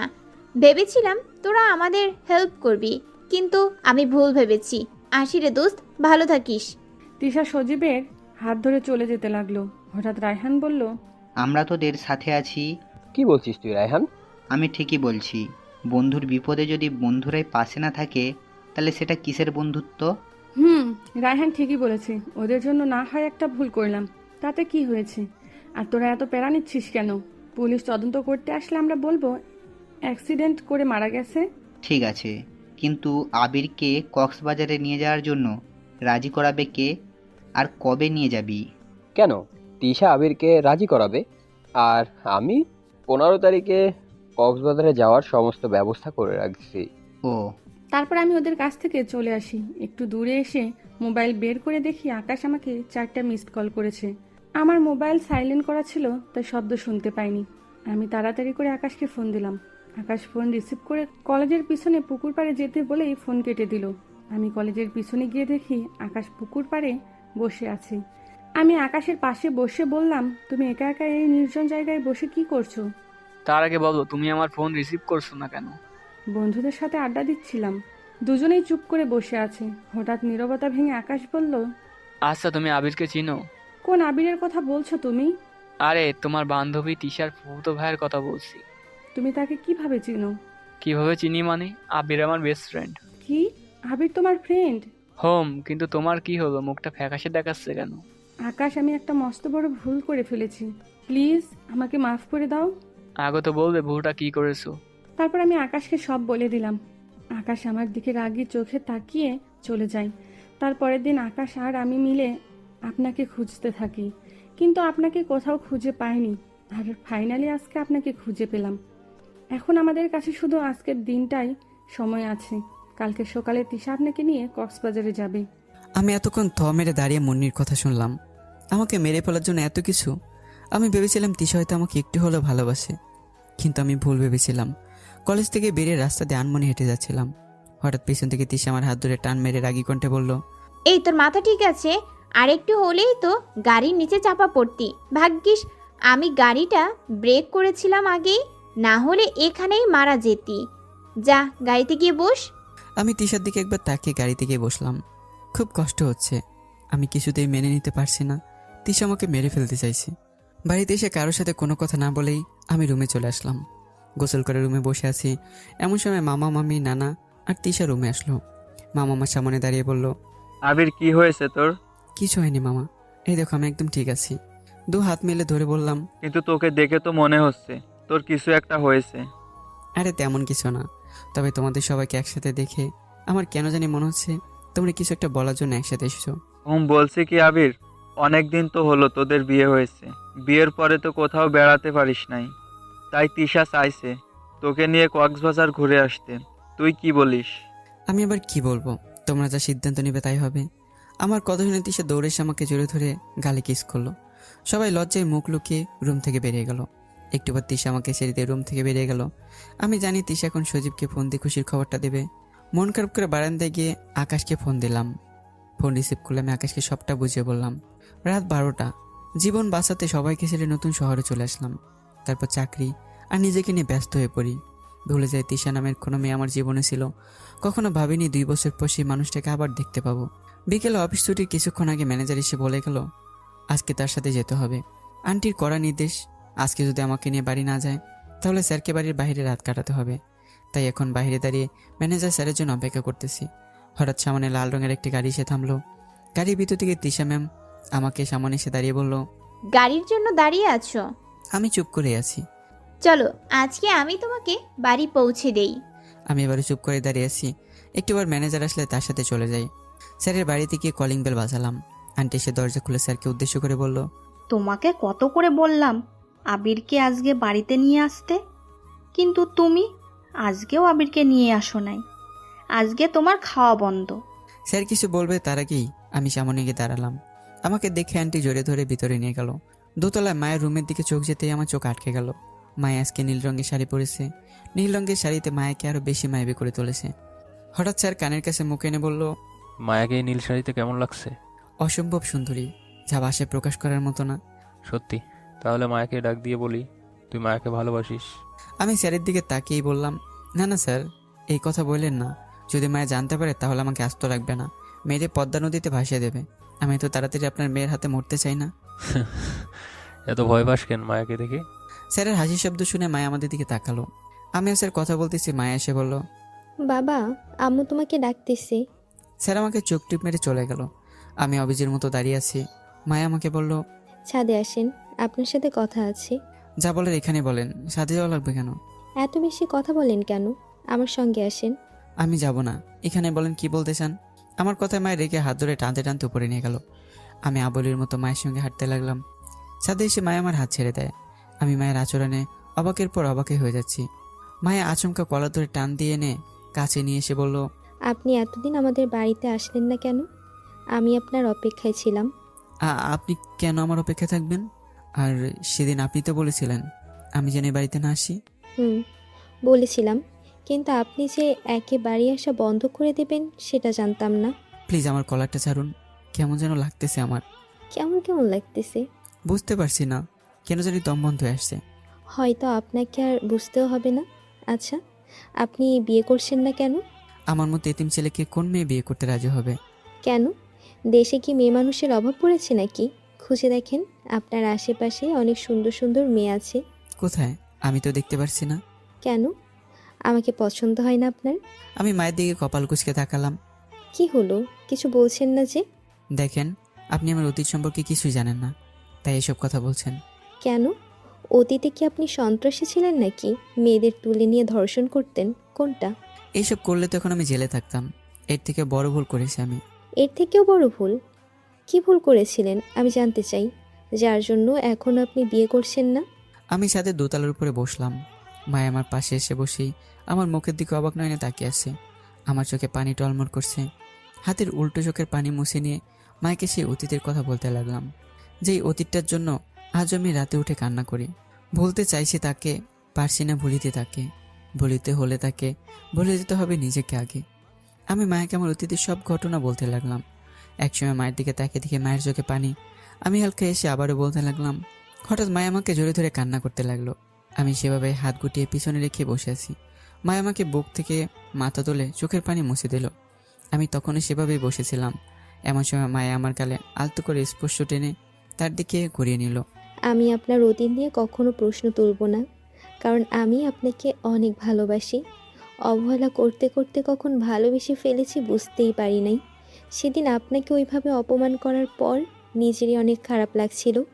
ভেবেছিলাম পরে আপনার কাছ থেকে ক্ষমা চেয়ে নেব, কিন্তু তারপর থেকে আপনি আমাদের বাড়িতে আসা একেবারে বন্ধ করে দিলেন। তারপর থেকেই আমি আপনাকে সব সময় মিস করতাম। তাই আমি 3 দিন ধরে আব্বুকে বলেছিলাম আপনাকে যেন আমাদের বাড়িতে নিয়ে আসি, কিন্তু আব্বু প্রতিদিন বাসায় এসে বলতো আজকে অনেক কাজের প্রেশার ছিল, তাই বলতে ভুলে গেছি কালকে নিয়ে আসবো, তুই দেখে নিস। কিন্তু পরের দিনও একই কথা, তাই রাগ করে খাওয়া দাওয়া বন্ধ করে দিয়েছি। আপনি কি সারাদিনই কিছুই মুখে তোলেননি? শুধু আপনার জন্য। এসব কি ধরনের পাগলামো? যান, নিজেকে খাবার খেয়ে আসেন। না, এখন আর খাবার খাবো না, পরে একসাথে সবাই মিলে খাবার খাবো। তারপর সারা রাত আপনার সাথে ছাদে বসে গল্প করব। সারা রাত মানে? আমি তো একটু পরেই চলে যাব।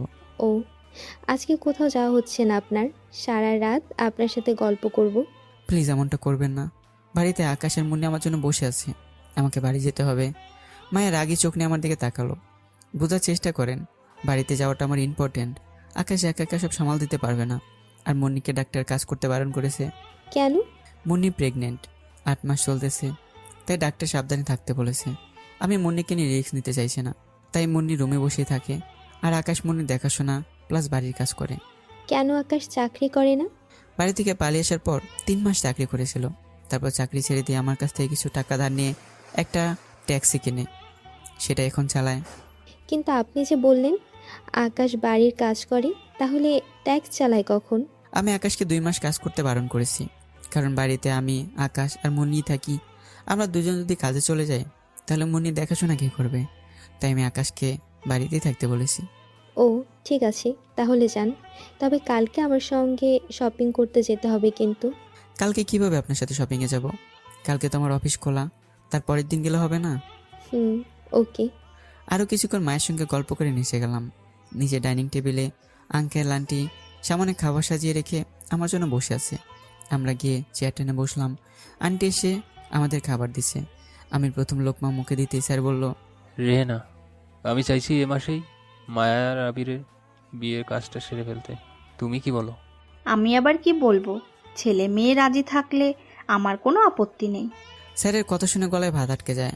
আমি খুব খুব করে কেসে উঠলাম। মায়ের বিচলিত হয়ে গ্লাস এগিয়ে দেয়। আমি মায়ের হাত থেকে ছোঁ মেরে গ্লাসটা নিয়ে এক নিঃশ্বাসে পানিটুকু খেয়ে ফেললাম। কিছুটা স্বাভাবিক হয়ে মায়ের দিকে তাকালাম। মায়ের লজ্জায় মাথা নিচের দিকে দিয়ে গপ গপ করে খেয়ে টেবিল ছেড়ে উঠে গেল। স্যার উচ্চস্বরে হো হো করে এসে দিল। আমার এখন লজ্জা করছে, তাই খাবার রেখে চলে আসলাম। বাড়ি বাইরে এসে শুনতে পেলাম আন্টি ইচ্ছে মতো স্যারকে বকা দিচ্ছে। আমি একটা রিক্সা নিয়ে বাড়ি চলে আসলাম। রাত অনেক হয়েছে তাই ঘুমিয়ে পড়লাম। পরের দিন সকালে অফিসে বসে কাজ করছি। বেশ ইম্পর্টেন্ট একটা ফাইল, তাই একটু বেশি মনোযোগ দিলাম। ফাইল চেক শেষে আরও 2টা চেক করলাম। এখন শুধু ম্যাডামের সাইন লাগবে, কিন্তু কাকে দিয়ে সাইন করিয়ে আনবো? একটু চিন্তা করার পর মনে পড়লো আফরোজার কথা, তাই আমি ফাইল নিয়ে আফরোজার কাছে গেলাম। হাই আফরোজা, কেমন আছো? হাই, আমি ভালো আছি। আপনি কেমন আছেন? ভালো। তোমার হাতে কি একটু সময় হবে? কেন? আমার এই ফাইল তিনটা একটু ম্যাডামের সাইন লাগবে, এনে দিতে পারবে? কেন? আপনি গিয়ে সাইন নিয়ে আসেন। আমার হাতে অনেক কাজ জমে আছে, তাই আপনার কাছে আসলাম। প্লিজ একটু কষ্ট করে সাইন এনে দেন না। এনে দিতে পারি, কিন্তু তার বিনিময়ে আমি কি পাবো? কি খাবেন বলেন? পিৎজা। ঠিক আছে। তাহলে ফাইল দেন। আমি আফরোজার দিকে ফাইল এগিয়ে দিলাম। আফরোজা ফাইল নিয়ে ম্যাডামের কেবিনে চলে গেল।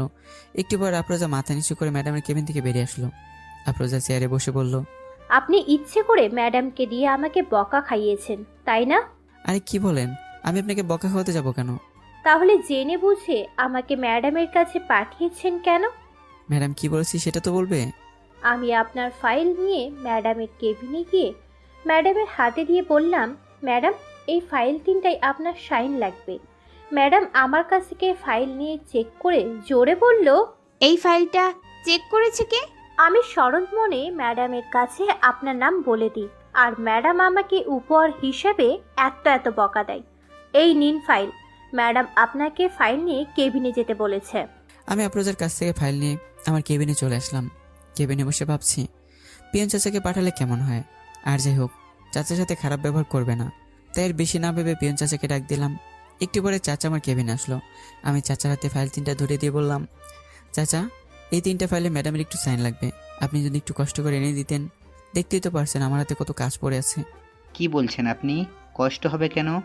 আমাকে তো এই কলেজের জন্যই রাখা হয়েছে। আপনি চিন্তা করবেন না, আমি ম্যাডামের সাইন এনে দিচ্ছি। চাচা চলে গেল। আমি চেয়ারে হেলান দিয়ে বসে আছি।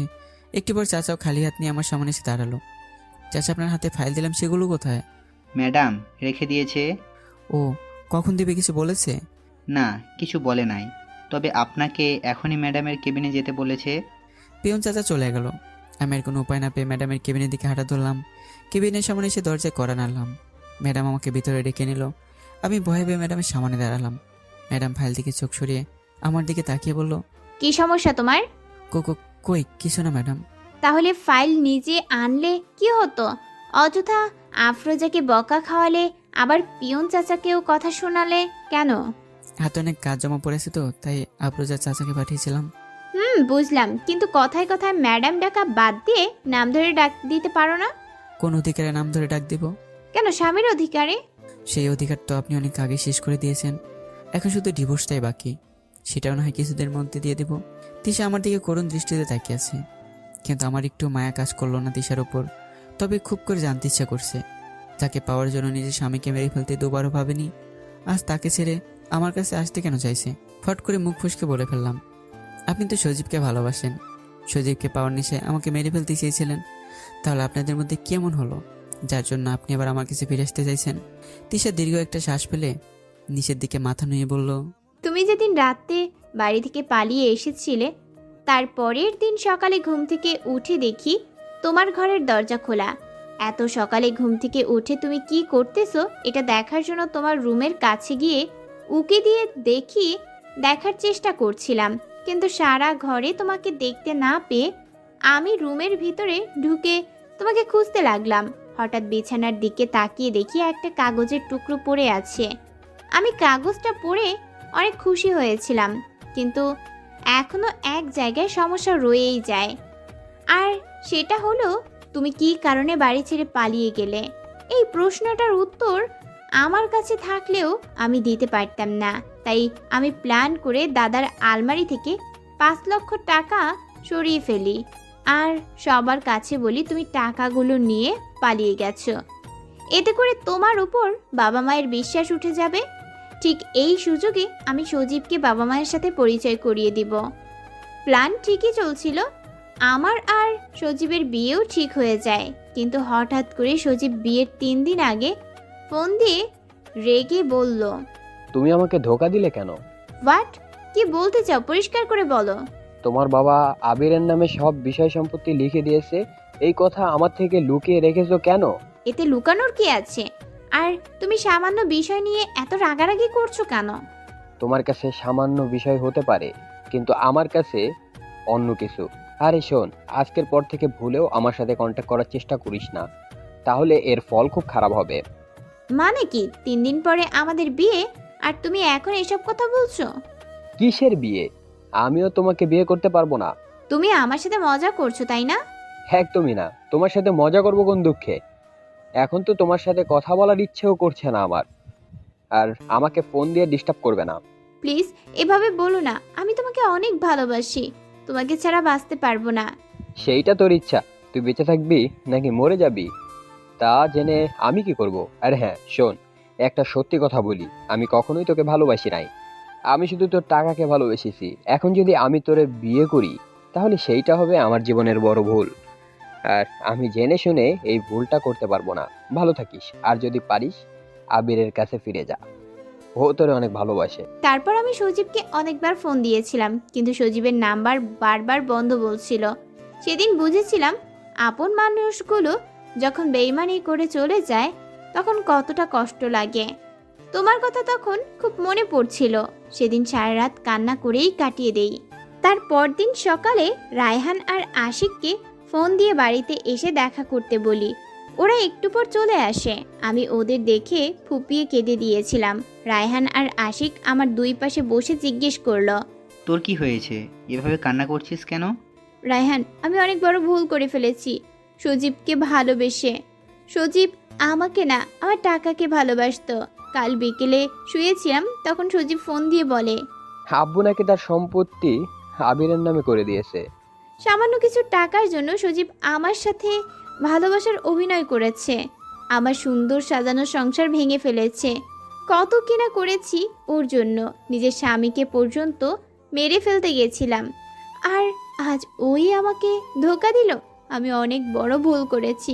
আবিরের ভালোবাসা বুঝতে পারি নাই। তুই এটারই প্রাপ্য ছিলি। আবিরকে তুই দিনের পর দিন কষ্ট দিয়েছিস, অবহেলা করেছিস, কিন্তু আবির সব মুখ বুঝে সহ্য করে গেছে, কারণ তোকে অনেক ভালোবাসতো আবির। আর তুই কি করলি? সামান্য কয়েকটা থাপ্পড় আর টাকার নেশায় পড়ে আবিরকে মেরে ফেলতে চাইছিলি, কিন্তু দেখ ভাগ্যের কি পরিহাস, সেই আবিরকে তুই মেরে ফেলতে চেয়েছিলি। আজকে সেই আবিরের জন্যই আফসোস করছিস। প্লিজ আশিক, এভাবে বলিস না। এখন কি করবি? আমি কিছুই জানি না। তোরা যে করেই হোক আমার আবিরকে আমার কাছে নিয়ে আসিস। আমরা কি করে আনবো? আমরা তো জানিও না আবির এখন কোথায় আছে। এক কাজ করলে কেমন হয়? কি কাজ? আমাদের যত আত্মীয় আছে সবার কাছে আবিরের ছবি পাঠিয়ে দেই, তারাও আমাদের সাথে খোঁজ করুক। তুই ঠিক বলছিস। তারপর ওরা ওদের যত কাছের মানুষ ছিল সবার কাছে তোমার ছবি পাঠিয়ে দেয়। সবাই মিলে একসাথে খোঁজ চালাই। তারপরেও তোমার খোঁজ পেলাম না, সবাই নিরাশা হয়ে খোঁজ বন্ধ করে দেই। তাহলে এতদিন পর জানলেন কিভাবে আমি এখানে আছি? কিছুদিন আগে নানা বাড়ি এসেছিলাম, উদ্দেশ্য আমার জন্য ছেলে দেখতে যাবে। সেদিন রেস্ট নিয়ে পরের দিন মামার পছন্দ করা ছেলে আমাকে দেখতে আসলো। ছেলেটা আমাকে দেখে পছন্দ করে এবং সেই দিনই বিয়ের দিন তারিখ ঠিক করে ফেলে। 10 দিন পর বিয়ে, তাই আর বাড়িতে যাইনি। বিকেলে মামাতো ভাই বোনদের সাথে বাইরে বেড়াতে আসি। তখন তোমাকে রাস্তার এক পাশে দাঁড়িয়ে থাকতে দেখি। আমি গাড়ি থেকে নেমে তোমার কাছাকাছি যেতেই তুমি একটা রিক্সা নিয়ে চলে যাও। আমিও রিক্সা নিয়ে তোমার পিছু নেই। একটু পর একটা বাড়ির সামনে রিক্সা থেমে যায়। তারপর আমি সেখান থেকে বাড়ি এসে আমার মামাতো ভাইকে তোমার ছবি দেখাই। ওই আমাকে তোমার সমস্ত ডিটেলস এনে দেয়। আর এই কোম্পানির এমডি হয়ে আসলেন কিভাবে? এই কোম্পানির মালিক বাবার খুব ভালো বন্ধু। ওনার সাথে বাবা কথা বলে আমাকে এই কোম্পানির এমডি হিসেবে পাঠায়। ও আচ্ছা, আমি আসি, অনেক কাজ পড়ে আছে। সব সময় কাজ কাজ করো কেন বুঝি না। এই কাজের জন্যই তো বেঁচে আছি। যতক্ষণ কাজ করি ততক্ষণ অতীতের সব ভুলে থাকতে পারি। কাজ শেষ হলেই সেই বিষাক্ত অতীতটা মনে পড়ে যায়। একটা অনুরোধ করবো ম্যাডাম। কি? প্লিজ এখান থেকে চলে যান। আপনি যে উদ্দেশ্য নিয়ে এখানে এসেছেন সেটা কখনো সম্ভব নয়। ভুল যেহেতু করেছি তার জন্য তো কষ্ট পেতেই হবে। তবে একটা কথা শুনে রাখো, আমি যদি এখান থেকে যাই তাহলে সাথে করে তোমাকেও সঙ্গে নিয়ে যাব। সেটা কোনোদিনও পারবেন না। দেখা যাক। ওকে। আমি তিশার কেবিন থেকে বেরিয়ে আমার কেবিনে চলে আসলাম। কিছুক্ষণ কাজ করে লাঞ্চ করতে গেলাম। লাঞ্চ করে এসে আবার কাজে মন দিলাম। বিকেলে অফিস থেকে বের হয়ে দেখি তিশা গাড়ি নিয়ে দাঁড়িয়ে আছে। আমি রাস্তায় নেমে এদিক ওদিক তাকিয়ে দেখি একটাও গাড়ি নেই। হঠাৎ একটা রিক্সা দিকে আসছিল। আমি এগিয়ে গিয়ে রিক্সাটায় থামালাম। মামা যাবেন? না মামা, আজকে আর রিক্সা চালাবো না। কেন? আমি তো এমনি এমনি আর যাবো না, টাকা দিয়ে যাব। তাহলে আপনার চালাতে সমস্যা কোথায়? মাফ করবেন মামা, আমার এক জায়গায় যেতে হবে। লোকটা চলে গেল। আমি তিশার দিকে তাকিয়ে দেখি আমার দিকে আর চোখে তাকিয়ে দেখছে। আমি এবার বুঝতে পারলাম কেন রিক্সাওয়ালা চলে গেল। তিশা এক পা দুপা করে এগিয়ে এসে আমার পাশে দাঁড়ালো। এখন আর এই রাস্তায় কোনো গাড়ি পাবে না। চলো আজকে আমি তোমাকে তোমার বাড়ি পর্যন্ত পৌঁছে দেই। ধন্যবাদ। আপনার এই উপকারের কথা আমি কোনোদিনও বলবো না। তাহলে চলো তোমাকে বাসায় নামিয়ে দেই। লাগবে না, আমি হেঁটে যেতে পারবো। আপনি চলে যান। তোমাকে একলা রেখে চলে যাব? যদি কেউ তুলে নিয়ে যায় তাহলে আমার কি হবে? আমি কি মেয়ে যে তুলে নিয়ে আমার সাথে ওইসব করবে? কি করবে? আরে করে না, ওই ছেলে মেয়ে একসাথে থাকলে। কি করে? কিছু না, হাসছেন কেন? আমি তো হাসি পাবার মতো এমন কিছু বলিনি। এমনি। আবার হাসছেন? সরি সরি, আর হাসবো না। আবারও? সরি। চলো তোমাকে পৌঁছে দিয়ে আসি। আমি আপনার সাথে যাব না, আপনি গাড়ি নিয়ে চলে যান। এবার কিন্তু বাড়াবাড়ি হয়ে যাচ্ছে। বাড়াবাড়ি কি দেখেছেন? আমি বলছি না আপনার সাথে যাব না, তাহলে জোর করছেন কেন? যাবে না তাই তো? হুম। তাহলে আর কি করার? ভেবেছিলাম তোমাকে বাড়ি পৌঁছে দিয়ে আমি চলে যাব, কিন্তু এখন দেখছি তোমাকে তুলে নিয়ে ওইসব করতে হবে। ওইসব মানে কি? পরিষ্কার করে বলুন। ওই ছেলে মেয়ে একসাথে থাকলে যা করে আমিও তোমার সাথে তাই করব। ছি ছি, পরপুরুষের সামনে এভাবে কেউ কথা বলে? হ্যালো, তুমি আমার স্বামী, কোনো পরপুরুষ না। তোমার সাথে ওইসব করার অধিকার আমার আছে, সেটা স্বেচ্ছাই হোক আর জোর করে হোক। আপনার সাথে কথা বলাটা আমার ভুল হয়েছে, আমি আসি। এই তোরা দাঁড়িয়ে দাঁড়িয়ে কি দেখছিস? মালটাকে গাড়িতে তোল। তিশার কথায় কয়েকটা ছেলে এসে আমাকে জোর করে গাড়িতে উঠাতে লাগলো। আমি ওদেরকে বাধাতে চেষ্টা করতেছি। হঠাৎ পাশ থেকে মায়া এসে সবাইকে সরিয়ে আমাকে নিয়ে গাড়িতে বসালো। আমি কিছুই বুঝলাম না মায়া কখন আসলো। মায়ের চোখ মুখ রাগে লাল হয়ে আছে। আমি বাইরে তাকিয়ে দেখি তিশা দাঁড়িয়ে দাঁড়িয়ে কান্না করতেছে। মায়া এসে গাড়ি স্টার্ট দিলে কিছুক্ষণের মধ্যে বাড়ি চলে আসি। মায়া আমাকে নামিয়ে দিয়ে চলে গেল। আমি একবার মায়ের দিকে তাকিয়ে বাড়ির ভিতরে চলে আসলাম। রুমে এসে শুয়ে পড়লাম। সকালে ঘুম ভেঙে যায়। মোবাইলের স্ক্রিনে তাকিয়ে দেখি আন্টি 10 বার কল করেছিল। আমি উঠে ফ্রেশ হয়ে এসে আন্টির নাম্বারে ফোন দিলাম। আসসালামু আলাইকুম আন্টি। ওয়ালাইকুম আসসালাম। কেমন আছেন? ভালো, তুমি কেমন আছো? আলহামদুলিল্লাহ। আন্টি রাতে ফোন দিয়েছিলেন, কোনো সমস্যা হয়েছে কি? কাল রাতে মায়া কোথা থেকে যেন বাড়ি আসে। বাড়ি এসে রুমের দরজা বন্ধ করে ভাঙচুর করতে থাকে। আমরা অনেক ডাকাডাকি করেছি, কিন্তু রুমের দরজা খুলে নাই। তাই উপায় না পেয়ে তোমাকে ফোন দিয়েছিলাম, কিন্তু তুমি ফোন রিসিভ করছিলে না। তাই আমরা দারোয়ানকে দিয়ে দরজা ভেঙে তারপর মায়াকে থামাই। ও, এখন কি করতেছে মায়া? ঘুমিয়ে আছে, ডেকে দিব? না থাক, আমি একটু পর আসতেছি। ঠিক আছে, আসো। আমি ফোন কেটে দিয়ে রুম থেকে বেরোলাম। বাইরে এসে দেখি মুন্নি সোফায় বসে আছে আর আকাশ কিচেনে গিয়ে রান্না করছে। আমি সিঁড়ি বেয়ে নামতে নামতে বললাম, কিরে দোলা ভাই, রান্নার কি অবস্থা? শালা এখানে দাঁড়িয়ে মজা নিচ্ছিস? যা শালা, তোর সাথে মজা করবো না তো কার সাথে করব? আমার 5টা না 10টা না, একটা মাত্র বোন জামাই। কি আপু, আমি কি ভুল কিছু বললাম? না, আমার ভাই ভুল কিছু বলতেই পারে না। আমার ভাই তো হীরের টুকরা। এখন তো ভাই বোন মিলে আমাকে পচাবেই। ঠিক আছে, আমি দেখে নিব। আমরা তো এখানেই বসে আছি, এসে দেখে যাও। হঠাৎ আকাশ কিচেন থেকে আহ বলে শব্দ করলো। আমি মনির পাশ থেকে উঠে গিয়ে কিচেনে দেখি আকাশের হাত দিয়ে রক্ত বেরোচ্ছে। দেখে কাজ করতে পারিস না? দেখেছিস কতখানি কেটে গেছে? আমার কি দোষ? তোদের জন্য তো হাত কেটে গেল। হ্যাঁ, এখন সব দোষ আমাদের। তোদেরই তো হয়েছে, এখন চল হাত ব্যান্ডেজ করে দিই, এখনও রক্ত বেরোচ্ছে। আকাশ চুপচাপ আমার সাথে হেঁটে আসছে। আমি আকাশকে নিয়ে কিচেন থেকে বেরোতেই মুন্নির সম্মুখীন হতে হলো। মুন্নি আকাশের হাতে রক্ত দেখে কান্না করে দিল। মুন্নির কান্না দেখে আকাশের চোখে পানি টলমল করছে। আমি আকাশকে সোফায় বসিয়ে ফার্স্ট এড বক্স এনে ব্যান্ডেজ করে দিলাম। মুন্নি এসে আকাশকে জড়িয়ে ধরে নাক টেনে কান্না করছে, আর আকাশ মুন্নিকে জড়িয়ে বুকের মাঝে লুকিয়ে নেয়। আমি এদের ভালোবাসা দেখে মুচকি এসে কিচেনের দিকে বাকি রান্নাটা সেরে ফেললাম। রান্না শেষে 3জন মিলে খাবার খেয়ে বাইরে আসলাম।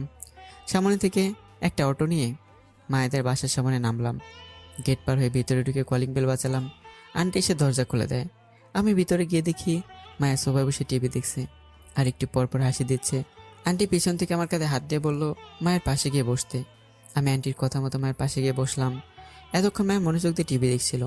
আমি যখনই তার পাশে গিয়ে বসলাম অমনি মায়া আমার কলার চেপে ধরে বলল, কালকে রাতের ওই মেয়েটা কে ছিল? তোর সাথে মেয়েটার কি সম্পর্ক? কেন তোকে জোর করে তুলে নিয়ে যাচ্ছিল? কি হলো বলছিস না কেন? বলতে দিলে তো বলবো। বল। কালকে রাতে তোমাকে বলছিলাম না তিশার কথা? ওই হচ্ছে ওই তিশা।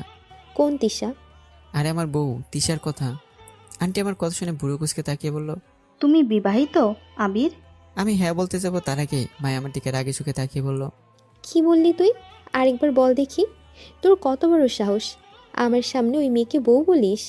সরি ভুল হয়ে গেছে।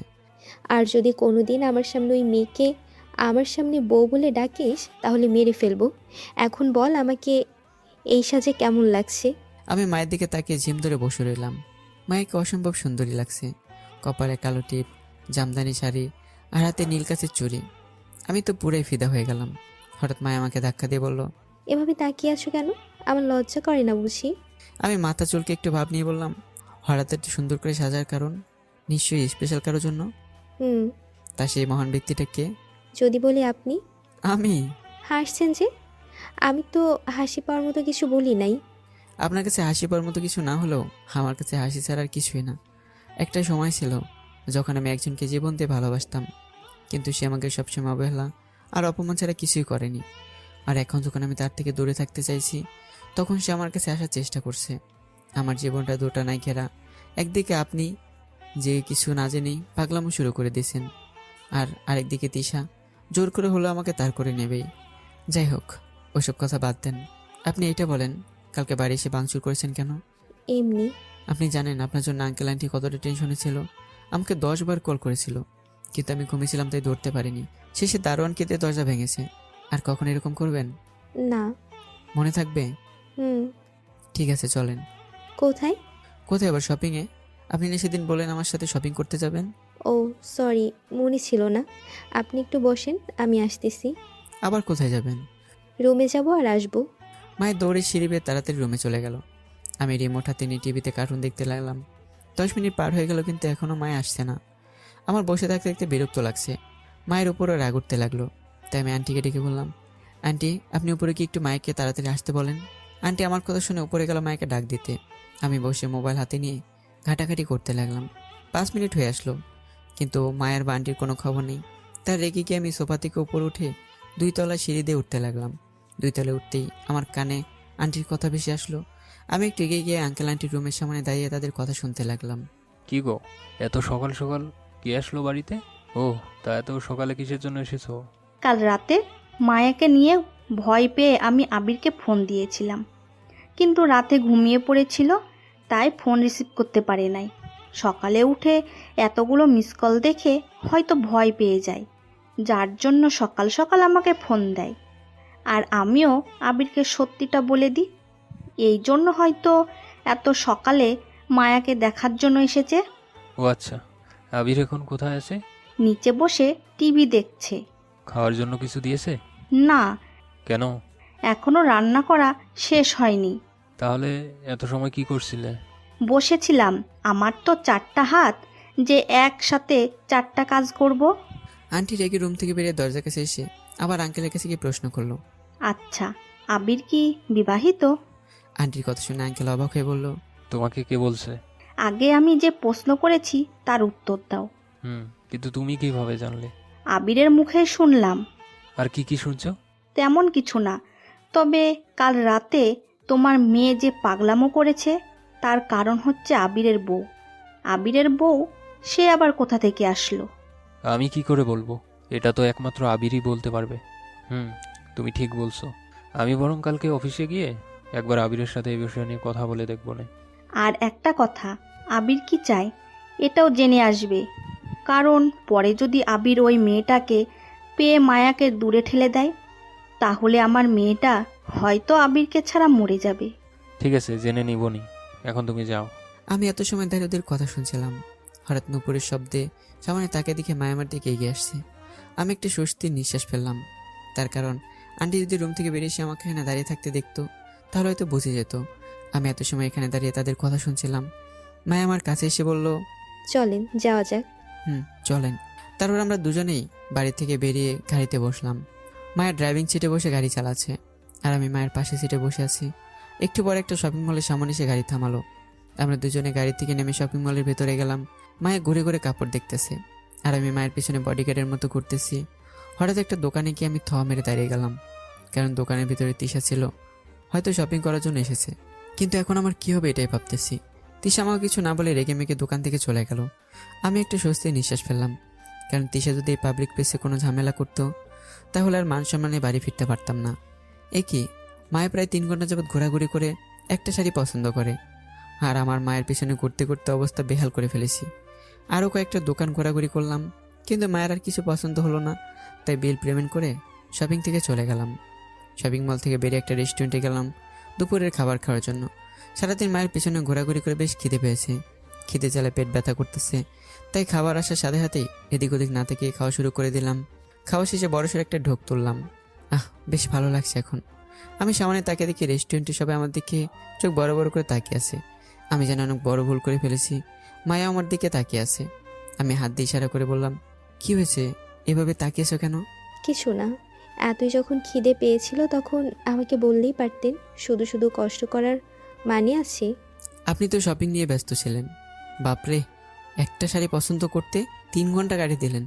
আল্লাহ জানে আপনাকে যে বিয়ে করবে তার কি হবে। আমার তো এটা ভাবতেই ছেলেটার জন্য কষ্ট হচ্ছে। আরেকবার বল, কি বললি? সরি। কান খুলে শুনে রাখ, এই মায়ার জীবনে একমাত্র তুই ছাড়া অন্য কোনো পুরুষ আসতে পারবে না, আর যদি আসে তাহলে সেদিন আমার মৃত্যু হবে। এতক্ষণ রেস্টুরেন্টে সবাই আমাদের দিকে তাকিয়ে টিভি শো দেখছিল। এক লোক তো কাছে এসে বলে ফেললো, মিয়া, আপনি তো খুব খারাপ লোক। মেয়েটা আপনাকে ভালোবাসে আর আপনি মেয়েটাকে কষ্ট দিচ্ছেন। আপনি খুব খারাপ একটা কাজ করেছেন, আর এর জন্য আপনার শাস্তি হিসাবে এক্ষুনি আমাদের সবার সামনে মেয়েটার কাছে ক্ষমা চাইবেন। আপনারা কি বলেন সবাই? সবাই একসাথে হ্যাঁ বলল। আমি যে কি বিপদে আছি সেটা শুধু একমাত্র আমি জানি। কাকে বলে সে উল্টো আমাকে দোষারোপ করবে। আমি উঠে গিয়ে মায়ের সামনে কান ধরে বললাম, সরি, আমার ভুল হয়ে গেছে। আমি আর কখনো তোমাকে কষ্ট দেব না। এবারের জন্য মাফ করে দাও, না হলে এরা আমাকে এখান থেকে যেতে দেবে না। Please please please. মাফ করতে পারি, তবে একটা শর্ত আছে, যদি মানতে পারো তাহলেই করব, আর নয়তো না। তুমি যা বলবে আমি তাই মানতে রাজি আছি, তবুও মাফ করে দাও। ঠিক আছে, মাফ করলাম। ওহ ইয়েস, শুনেছেন আপনারা, আমাকে মাফ করে দিয়েছে। এত খুশি হওয়া ভালো না, আগে শর্তটা শুনে নাও। কি কি শর্ত বলো? আজ থেকে তিশার নাম মুখে আনতে পারবে না, তিশাকে ভুলে যেতে হবে, তিশার থেকে দূরে দূরে থাকতে হবে, আর এই চাকরি ছেড়ে দিয়ে অন্য কোম্পানিতে চাকরি নিতে হবে। এবার বলো, পারবে আমার সব শর্ত মেনে নিতে? মায়ের কথা শুনে থ মেরে দাঁড়িয়ে গেলাম। মুখের হাসিটা উড়ে গেল, নিমিষে চোখের কোণে পানি চলে আসলো। এ কি শর্ত দিল মায়া? আমি কিভাবে তিশাকে ভুলে যাব? ও তো আমার প্রথম ভালোবাসার মানুষ। তিশাকে বলতে হলে তো আমাকে আগে আমার অতীত ভুলে যেতে হবে। মামা মামি নানা নানিকে সবাইকে ভুলে যেতে হবে। আমি কিছুতেই তিশাকে বলতে পারবো না, এটা কোনোদিনও সম্ভব নয়। রেস্টুরেন্টের সবাই আমার একটা কথা শোনার জন্য আগ্রহ নিয়ে দাঁড়িয়ে আছে। আমি কি করব এখন ভেবে পাচ্ছি না, বুকের ভেতরটা ফেটে যাচ্ছে। আমি জোরে জোরে বললাম, আমি পারবো না, কিছুতেই না, আমার পক্ষে তিশাকে বলা অসম্ভব। আর কিছু না বলে রেস্টুরেন্ট থেকে বেরিয়ে এলাম। সামনে থেকে একটু অটো নিলাম, অটোতে বসে চোখের পানি মুছলাম। মনে হয় অটোওয়ালা আমার চোখের পানি মুছতে দেখে ফেলেছে, তাই অটোওয়ালা মামা আমাকে প্রশ্ন করলো, ভাই, আপনি কান্না করছেন কেন? এমনি। বুঝছি, মেয়ে কেস। আমি আপনার মতো একটা মেয়েকে ভালোবাসতাম, মেয়েটাও আমাকে ভালোবাসতো, কিন্তু মেয়েটার পরিবার আমাদের ভালোবাসা মেনে নেয়নি, কারণ আমি গরিব ছিলাম আর ওনারা বড়লোক ছিল। একদিন মেয়েটা ফোন দিয়ে বলল বাবা তার জন্য ছেলে দেখেছে। আমিও বলে দিয়েছিলাম আমাকে ভুলে যাও আর ছেলেটাকে বিয়ে করে সুখে শান্তিতে সংসার করো। সেদিন মেয়েটা অনেক কান্না করছিল, শুধু মেয়েটা না, আমিও সারা রাত কান্না করে কাটিয়ে দিয়েছি। আমার আগ্রহ বেড়ে গেল, তাই আমি বললাম, তারপর কি হলো? তারপর আর কি, মেয়েটার বিয়ে অন্য কারোর সাথে হয়ে গেল, এখন স্বামী সন্তান নিয়ে সুখেই আছে। আর আপনার কি হলো? আমার আবার কি হবে, সারাদিন অটো চালিয়ে বাড়ি যাই, বাড়ি গিয়ে বউ মেয়ে নিয়ে সুখেই আছি। এখন আর মনে পড়ে না তার কথা। আপনার মেয়ের নাম কি? সাইমা। নিশ্চয়ই এই নামটা আপনি যাকে ভালোবাসতেন তার নাম ছিল। কিন্তু আপনি কিভাবে বুঝলেন? আন্দাজ করে বললাম। ও, হঠাৎ অটোওয়ালা বলল, কোথায় নামিয়ে দিব? ওইখানে নাকি আরও সামনে যাবেন? না না, এখানে নামিয়ে দিন। ঠিক আছে। অটো থামলে আমি অটো থেকে নেমে ভাড়া দিয়ে বাড়ির ভিতরে গেলাম। লোকটার সাথে কথা বলতে বলতে কখন যে বাড়ির কাছে চলে এসেছি খেয়ালই নেই। আমি সাইপাশ বাবা বাদ দিয়ে বাড়ির ভেতরে গেলাম। ভিতরে গিয়ে আরেক দফা অবাক। আঙ্কেল আন্টি আর সাথে মায়া সবাই বসে আকাশের সাথে কথা বলছে। আমাকে দেখে আকাশ বলল, ওই যে আবির চলে এসেছে। আপনারা আবিরের সাথে এই বিষয় নিয়ে আগে কথা বলবেন। আবির যদি রাজি থাকে তাহলে আমাদের কোনো আপত্তি নেই। আমি ওদের দিকে এগিয়ে গিয়ে বললাম, কোন বিষয় নিয়ে কথা বলবে? মায়া সোফা থেকে উঠে বলল, আমাদের বিয়ের বিষয়ে। কিন্তু আমি এসবের কিছুই জানি না, আর আমি এখন বিয়ে করতে পারবো না। আমার আরও কিছুদিন সময় লাগবে বিয়ে নিয়ে ভাবার জন্য। কেন? সেদিন তো তোমার সামনেই তোমার আর মায়ের বিয়ে নিয়ে মায়ের আম্মুর সাথে কথা বলছিলাম। তাহলে তুমি কিভাবে বলতেছো তুমি বিয়ের বিষয়ে কিছু জানো না? হ্যাঁ শুনেছি, তবে তখনকার পরিস্থিতি আর এখনকার পরিস্থিতি এক না। তাছাড়া তিশার সাথে এখন আমার সম্পর্ক আছে। তাহলে ডিভোর্স দিয়ে দাও। মুখের কথা বললাম আমার হয়ে গেল, তার জন্য অন্তত 3 মাস অপেক্ষা করতে হবে। তাছাড়া তিশা মরে গেলেও ডিভোর্স পেপারে সাইন করবে না। আর মাকে বিয়ে করতে গেলেও তিশার অনুমতি ছাড়া হবে না। আর তিশার জীবনে আমাকে সে অনুমতি দেবে না। এখন আপনারাই বলেন আমি এখানে কি করব? মূলত কিছুদিন সময় নিয়ে ভাবার জন্য কথাগুলো বললাম, যেন পরে গিয়ে নিজেকে আফসোস না করতে হয়। আবির, ঠিক বলেছো। প্রথম বউয়ের অনুমতি ছাড়া বিয়ে করা যাবে না। তাহলে কি করতে চাও আবির? দেখি কি করতে পারি। তার জন্য তো আমাকে কিছুদিন সময় দিতে হবে, নাহলে কিভাবে কাজটা করব? ঠিক আছে, যত সময় লাগে নাও, তবে তোমাদের ডিভোর্সটা যেন হয়। বড় করে একটা নিঃশ্বাস নিলাম। যাক, এই যাত্রায় বেঁচে গেলাম। তবে যা করার এই 3 মাসের ভেতরে করতে হবে। আমি সবার কাছ থেকে বিদায় নিয়ে রুমে চলে আসলাম। রুমে এসে দেখি খুব সুন্দর করে রুমটা সাজিয়ে রেখেছে, কিন্তু কে করেছে এই কাজটা? মায়া নয় তো? হতেও পারে। এসব চিন্তা করে ওয়াশরুমে গেলাম। 10 মিনিট পর ওয়াশরুম থেকে তোয়ালে ঠিক করতে করতে বেরিয়ে দেখি মায়া বিছানার উপর শুয়ে আমার দিকে চোখ বড় বড় করে তাকিয়ে আছে। আমি টপ করে তোয়ালে কোমরে পেঁচিয়ে নিলাম। মায়ের চোখ বন্ধ করে এক চিৎকার দিয়ে রুমের বাইরে চলে গেল। আমার মান সম্মানের 14টা বেজে গেছে। মনে হয় উপরে নিচে সব দেখে ফেলেছে। আমি তাড়াতাড়ি করে কাপড় পরে নিলাম। কাপড় পরে মাকে ভিতরে আসতে বললাম। মায়া আমার দিকে তাকিয়ে মুচকে হাসছে। কি হলো, হাসতেছেন কেন? এমনি। আপনি কি সব দেখে ফেলেছেন? তাদের সমস্যা কোথায়? হায় হায়, বলে কি মেয়েটা? আমার ইজ্জতে 14টা বাজিয়ে দিছে। বলতেছে সমস্যা কোথায়? রুমে আসলে নখ দিয়ে আসতে হয়, জানেন না? এখন আমার কি হবে? কিছুই হবে না। আর এত লজ্জা পাওয়ার কি আছে? আমি তো দেখছি, অন্য কেউ তো আর দেখে নাই। আপনি এখান থেকে যাবেন? যাচ্ছি যাচ্ছি, এত রাগ করেন কেন? মায়ের রুম থেকে বেরিয়ে গেল।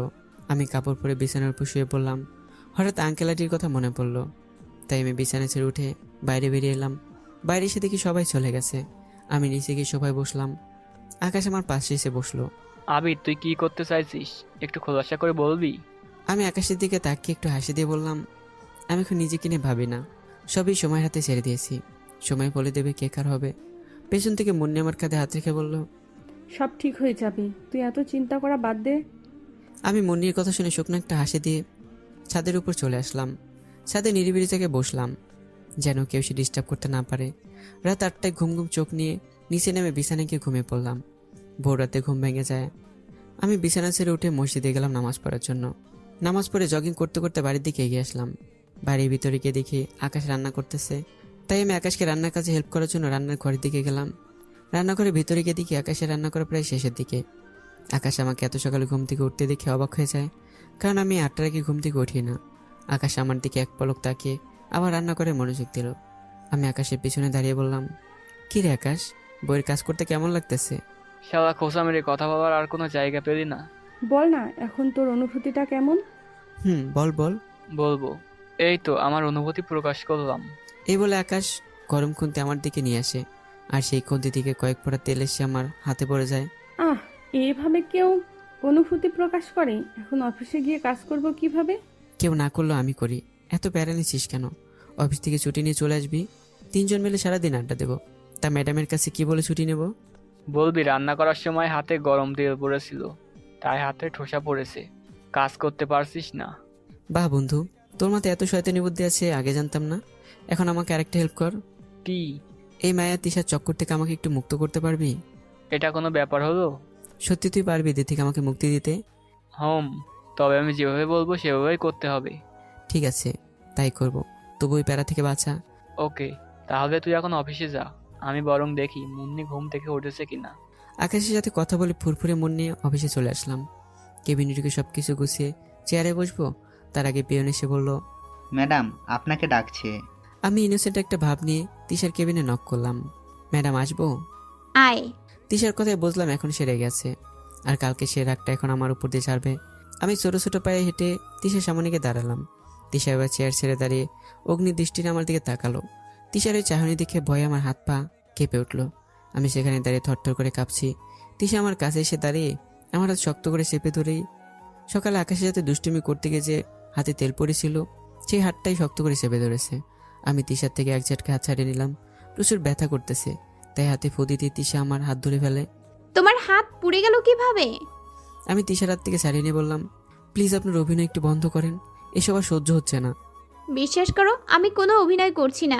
সত্যি আমি তোমাকে ভুল বুঝতে পেরেছি। আমাকে একটা সুযোগ কি দেওয়া যায় না? না, আমি একই ভুল আবারও করবো এটা আপনি ভাবলেন কি করে? প্লিজ একটা সুযোগ দাও, তুমি যা বলবে আমি তাই করব। তবুও আমাকে দূরে ঠেলে দিও না। তোমার করা অবহেলা আমি আর সহ্য করতে পারছি না। কখনো কখনো মনে হয় আমি মরে গেলেই হয়তো সব সমস্যার সমাধান হয়ে যাবে। তুমিও ওই মেয়েটাকে বিয়ে করতে পারবে, আর আমিও তোমাকে হারানোর কষ্ট থেকে মুক্তি পেয়ে যেতাম। জানো আবির, গতকাল যখন তোমাকে মায়ার সাথে শপিং মলে দেখেছি তখন আমার খুব কষ্ট হচ্ছিল। কিছু সময়ের জন্য মনে হচ্ছিল আমি তোমাকে হারিয়ে ফেলেছি আর কখনো তোমাকে ফিরে পাবো না। অনেক কষ্ট হচ্ছিল তখন। তাই সেদিন শপিং মল থেকে বেরিয়ে এই বিষের বোতলটা কিনে এনেছিলাম। ভাবছিলাম বাড়ি এসে বোতলে সবটুকু বিষ খেয়ে চিরদিনের জন্য পৃথিবীর মায়া ত্যাগ করে দূর অজানায় চলে যাব। বিশ্বাস করো, অনেক চেষ্টা করেছি বিষ খেয়ে মরার জন্য, কিন্তু মরতে পারলাম না। যতবারই বিষ খাওয়ার চেষ্টা করেছি ঠিক ততবারই তোমার কথা মনে পড়ে যেত। এখন আমি কি করব তুমিই বলো। তিশার চোখের পানি দেখে আমার খুব কষ্ট হচ্ছে। আমি তিশার সামনে হাঁটু গেড়ে বসে চোখের পানি মুছে দিলাম। তিশা অসহায় দৃষ্টিতে আমার দিকে তাকালো। আমার মন চাইছে আমি তিশাকে বুকে টেনে নিই, কিন্তু কোনো এক কারণে তিশাকে কাছে টেনে নিতে পারছি না। কারণটা আমার কাছে এখনও অজানা। আমি ভর্তি করে তিশার কেবিন থেকে চলে আসলাম। কেবিনে বসে কাজে মনোযোগ দিলাম। কাজ করতে করতে কখন লাঞ্চের সময় পার হয়ে গেছে খেয়ালই নেই। আমি কাগজপত্র গুছিয়ে লাঞ্চের জন্য ক্যান্টিন দিকে যেতে লাগলাম। এমন সময় পেছন থেকে পেন চাচা ডাক দিল। আমি পিছন ফিরে তাকিয়ে বললাম, কিছু বলবেন চাচা? ম্যাডাম আপনাকে ডেকেছে। কেন? আমি বলতে পারবো না, তবে ম্যাডাম অনেক রেগে আছে। আপনি দেরি না করে এখনই গিয়ে একবার দেখা করে আসেন, না হলে পরে ম্যাডাম আবার আরও রেগে যেতে পারে। আপনি জান আমি ম্যাডামের কেবিনে যাচ্ছি। পিয়ন চাচা চলে গেল। তিশার ওপর বেশ রাগ হচ্ছে আমার, তাই আমি তিশার কেবিনে নক না করে ঢুকে পড়লাম। আচমকা যাওয়াতে তিশা চমকে উঠে দরজার দিকে তাকালো। দরজার কাছে আমাকে দিকে তিশা রাগ দেখিয়ে বলল, এত সময় লাগে আসতে? আমি সেই কখন থেকে টেবিলে খাবার সাজিয়ে বসে আছি। আমি দরজার কাছে দাঁড়িয়ে আছি। হঠাৎ টেবিলের দিকে তাকিয়ে রীতিমতো অবাক হয়ে গেলাম। টেবিল ভর্তি খাবার সাজিয়ে রেখেছে, বিভিন্ন রকমের খাবার দিয়ে সাজানো। আমি টেবিলে সাজানো খাবারের দিকে তাকিয়ে আছি। হঠাৎ তিশা আমার হাত ধরে টেনে নিয়ে বসালো। আমি অবাক হয়ে তিশার পানে তাকিয়ে আছি। তিশা একটা প্লেটে করে খাবার নিয়ে আমার পাশে এসে বসে এক লোকমা খাবার মুখের সামনে তুলে ধরে। আমি মুখ খুলছি না দেখে তিশা রেগে চোখ মুখ লাল করে আমার দিকে তাকিয়ে আছে, তবুও মুখ ফুটে কিছু বলছে না। তিশা আমার মুখের কাছে লোকমা হাতে নিয়ে বসে আছে। আমি তিশার ওই রূপ দিকে ভয় পেয়ে গেলাম, তাই তিশার হাতের কাছে মুখ নিয়ে লোকমাটা মুখে তুললাম। তিশার মুখের হাসি রেখা ফুটে উঠল। এরপর প্লেটে সম্পূর্ণ খাবার সাবার করে তারপর তিশা আমাকে যেতে দিল। আমি কেবিনে এসে দেখি আঙ্কেল বসে আছে, চোখ মুখে স্পষ্ট চিন্তার চাপ লেগে আছে। আমি এগিয়ে গিয়ে জিজ্ঞেস করলাম, আঙ্কেল কি হয়েছে? আপনাকে দেখে মনে হচ্ছে কিছু একটা নিয়ে চিন্তা করছেন। তেমন কিছু না। আচ্ছা আবির, তোমাকে একটু আগে দেখে আসলাম ম্যাডামের কেবিনে বসে খাবার খেতে।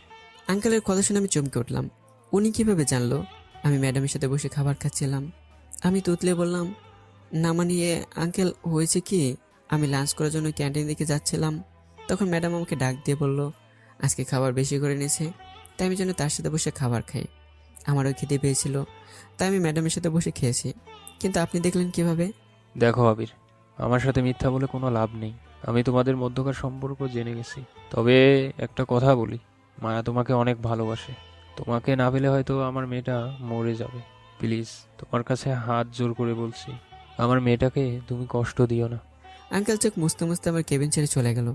আমি চেয়ারে হেলান দিয়ে ভাবতেছি, আমি যদি তিশাকে মেনে নিই তাহলে মায়ের কি হবে? আবার মায়ের ওকে মেনে নিলে তিশা মরে যাবে। মাথায় হাত দিয়ে বসে আছি। ঠিক সেই সময়ে আফরোজা কেবিনে ঢুকলো। কি মিস্টার, এইভাবে মাথায় হাত রেখে বসে বসে কি ভাবছেন? আপনার কথাই ভাবছি। আমার কথা? তা কি ভাবছেন আমাকে নিয়ে শুনি?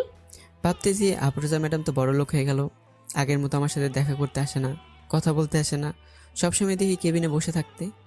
তা হঠাৎ আজকে কি মনে করে আসলেন? আপনারা বলেছে আমি বড়লোক হয়ে গেছি। আসলে ম্যাডাম অনেক প্যারাই রাখে, কেবিন ছেড়ে কোথাও যেতেই দেয় না, সারাদিন শুধু কাজ আর কাজ। আপনি বলেন, একটা মানুষ কি সারাদিন কাজ করতে পারে? একটু তো বিশ্রামের প্রয়োজন হয়, তাই না? বিশ্রামের কথা বাদই দিলাম, একটু ওয়াশরুমে যাওয়ারও টাইম দেয় না। এখন আপনিই বলেন, আমি কিভাবে আপনার সাথে দেখা করতে আসব?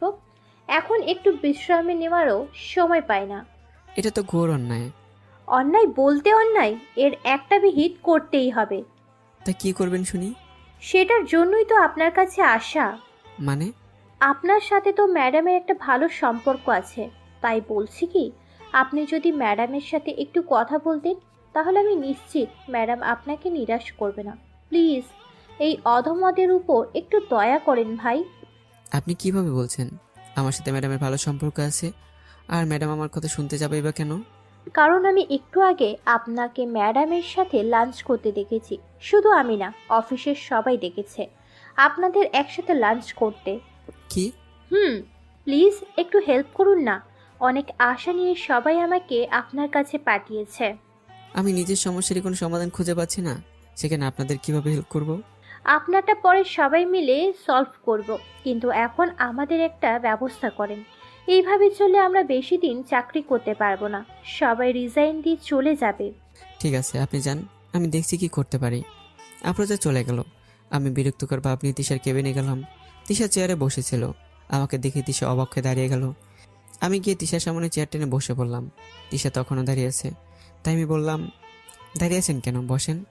তিশা আমতা করে বসে বলল, আবির তুমি রেগে আছো কেন? কি হয়েছে আমায় বলো, কেউ কিছু বলেছে তোমাকে? এই অফিসের এমডির একমাত্র স্বামী হচ্ছে আমি, আমাকে কে কি বলবে? কারো সাহস আছে নাকি আমাকে কিছু বলার? আমার কথা শুনে তিশা লজ্জায় লাল হয়ে গেছে। আমি এই সুযোগে তিশাকে বললাম, তিশা একটা কথা বলবো, রাখবে? কি কথা? আগে বলো, রাখবে? ঠিক আছে, এবার বলো কি হয়েছে। আসলে হয়েছে কি তিশা, একটু আগে আফরোজ আমার কাছে এসে বলল, তুমি নাকি অফিসের সবাইকে অনেক চাপে রাখছো, একটু বিশ্রাম বা ওয়াশরুম পর্যন্ত যেতে দাও না। এজন্য সবাই অনেক রেগে আছে, অনেকে রিজাইন দিবে বলে সিদ্ধান্ত নিয়েছে। তাই সবাই মিলে আমাকে তোমার কাছে পাঠিয়েছে। যদি তুমি একটা কিছু করে দিয়ে চাপ কমিয়ে দিতে, তাহলে হয়তো ওদের চাকরিটা বেঁচে যাবে। ও, এই জন্য এসেছো? ঠিক আছে, তুমি যাও, আমি ম্যানেজারকে বলে দিচ্ছি। ধন্যবাদ আমার কথা রাখার জন্য। আমি চেয়ার ছেড়ে উঠতে যাব, ঠিক তখন তিশা পেছন থেকে রেখে বলল, জানো আবির, তুমি যখন একটু আগে বললে তুমি আমার একমাত্র স্বামী, তখন আমার কেমন ফিলিংস হচ্ছিল আমি ভাষায় প্রকাশ করে বোঝাতে পারবো না তোমাকে। আমি ভেবেছিলাম তুমি হয়তো আমাকে মেনে নিয়েছো, তাই আমাকে নিয়ে ঘুরতে যাবে, এটাই বলতে এসেছো। কিন্তু আমি হয়তো একটু বেশিই ভেবেছিলাম। যাই হোক, তুমি এখন আসতে পারো। আমি তিশার কেবিন থেকে বেরিয়ে আসলাম। বাইরে এসে দেখি সবাই দাঁড়িয়ে আছে। আমাকে দেখে সবার মাঝখান থেকে পপি ভাবি এসে বলল, আবির, ম্যাডাম কি বলল? আমি সবার দিকে তাকিয়ে মুচকি এসে দিলাম। সবাই তো বুঝে গেছে আমার কথা, তাই হাসি মুখে সবাই কাজে চলে গেল। আমি চলে আসলাম আমার কেবিনে এসে কাজ করতে লাগলাম, কিন্তু কাজে মন বসছে না। বারবার মনে হচ্ছে আমি তিশাকে কষ্ট দিয়ে ফেলেছি, তিশার কাছে মাপ চাইতে হবে। তাই আর বেশি না ভেবে তিশার কেবিনে গেলাম। কেবিনে গিয়ে দেখি তিশা মাথা নিচের দিকে দিয়ে কান্না করছে। তিশার কান্না দেখে নিজের উপরে রাগ উঠছে। কেন যে তখন তিশাকে ইমোশনাল করেছিলাম। ইস, কান্না করতে করতে নিজের কী অবস্থা করেছে। হায় আল্লাহ, একটা সময় ছিল যখন আমাকে সহ্য করতে পারতো না, আর সেই তুমি এখন আমার জন্য কান্না করতেছো। আমি তিশার সামনে দাঁড়িয়ে বললাম, আই এম সরি। তিশা কান্না থামিয়ে চোখ মুছে আমার দিকে তাকিয়ে বলল, আর কিছু না। আমি চলে আসতেছিলাম, আমার মনে হলো তিশা আমাকে কিছু বলতে চায়, কিন্তু বলতে পারছে না। তাই আমি পিছনে তাকালাম। তিশা হাসপাস করছে, কিন্তু বলতে পারছে না।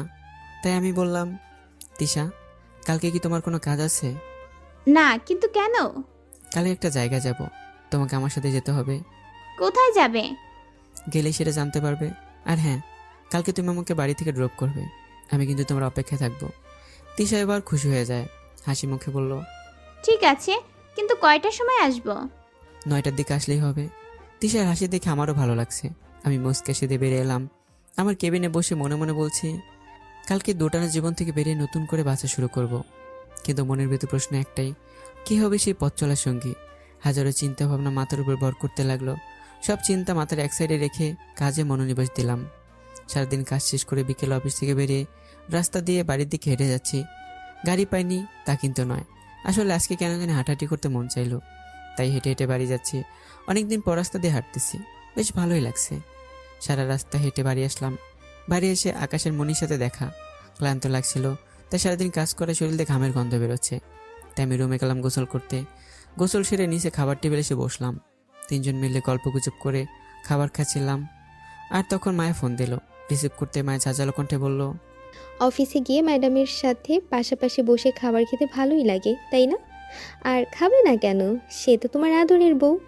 এতই যখন ওই মেয়েকে ভালোবাসিস, তাহলে আমাকে কেন তোদের মাঝে টেনে আনলি? কেন আমাকে তোর জীবনের সাথে জড়িয়ে নিলি? তোরে এতটা ভালোবেসে ফেলেছি যে ভুলে থাকা আমার পক্ষে অসম্ভব। বল, আমার সাথে এরকম কেন করলি?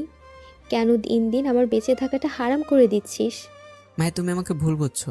হ্যাঁ, আমি মানছি তিশার সাথে এক টেবিলে বসে খাবার খেয়েছি, কিন্তু বিশ্বাস করো আমাদের মাঝে দূরত্ব বজায় ছিল। তুই বলবি আর আমাকে তাই বিশ্বাস করতে হবে? আমি এতটাও বোকা না। বউকে কাছে পেলে কোনো পুরুষই সুযোগ হাতছাড়া করতে চায় না, আর তুইও তাই করেছিস। বিশ্বাস করা না করা তোমার ব্যাপার, তবে আমি জানি আমি সত্যি বলছি, কাউকে ঠকাচ্ছে না। দুধে ধোয়া তুলসী পাতা সাজার চেষ্টা করে কোনো লাভ নেই, আমি সব জেনে গেছি। ও, তা কার কাছ থেকে জেনেছো? আব্বু বলেছে।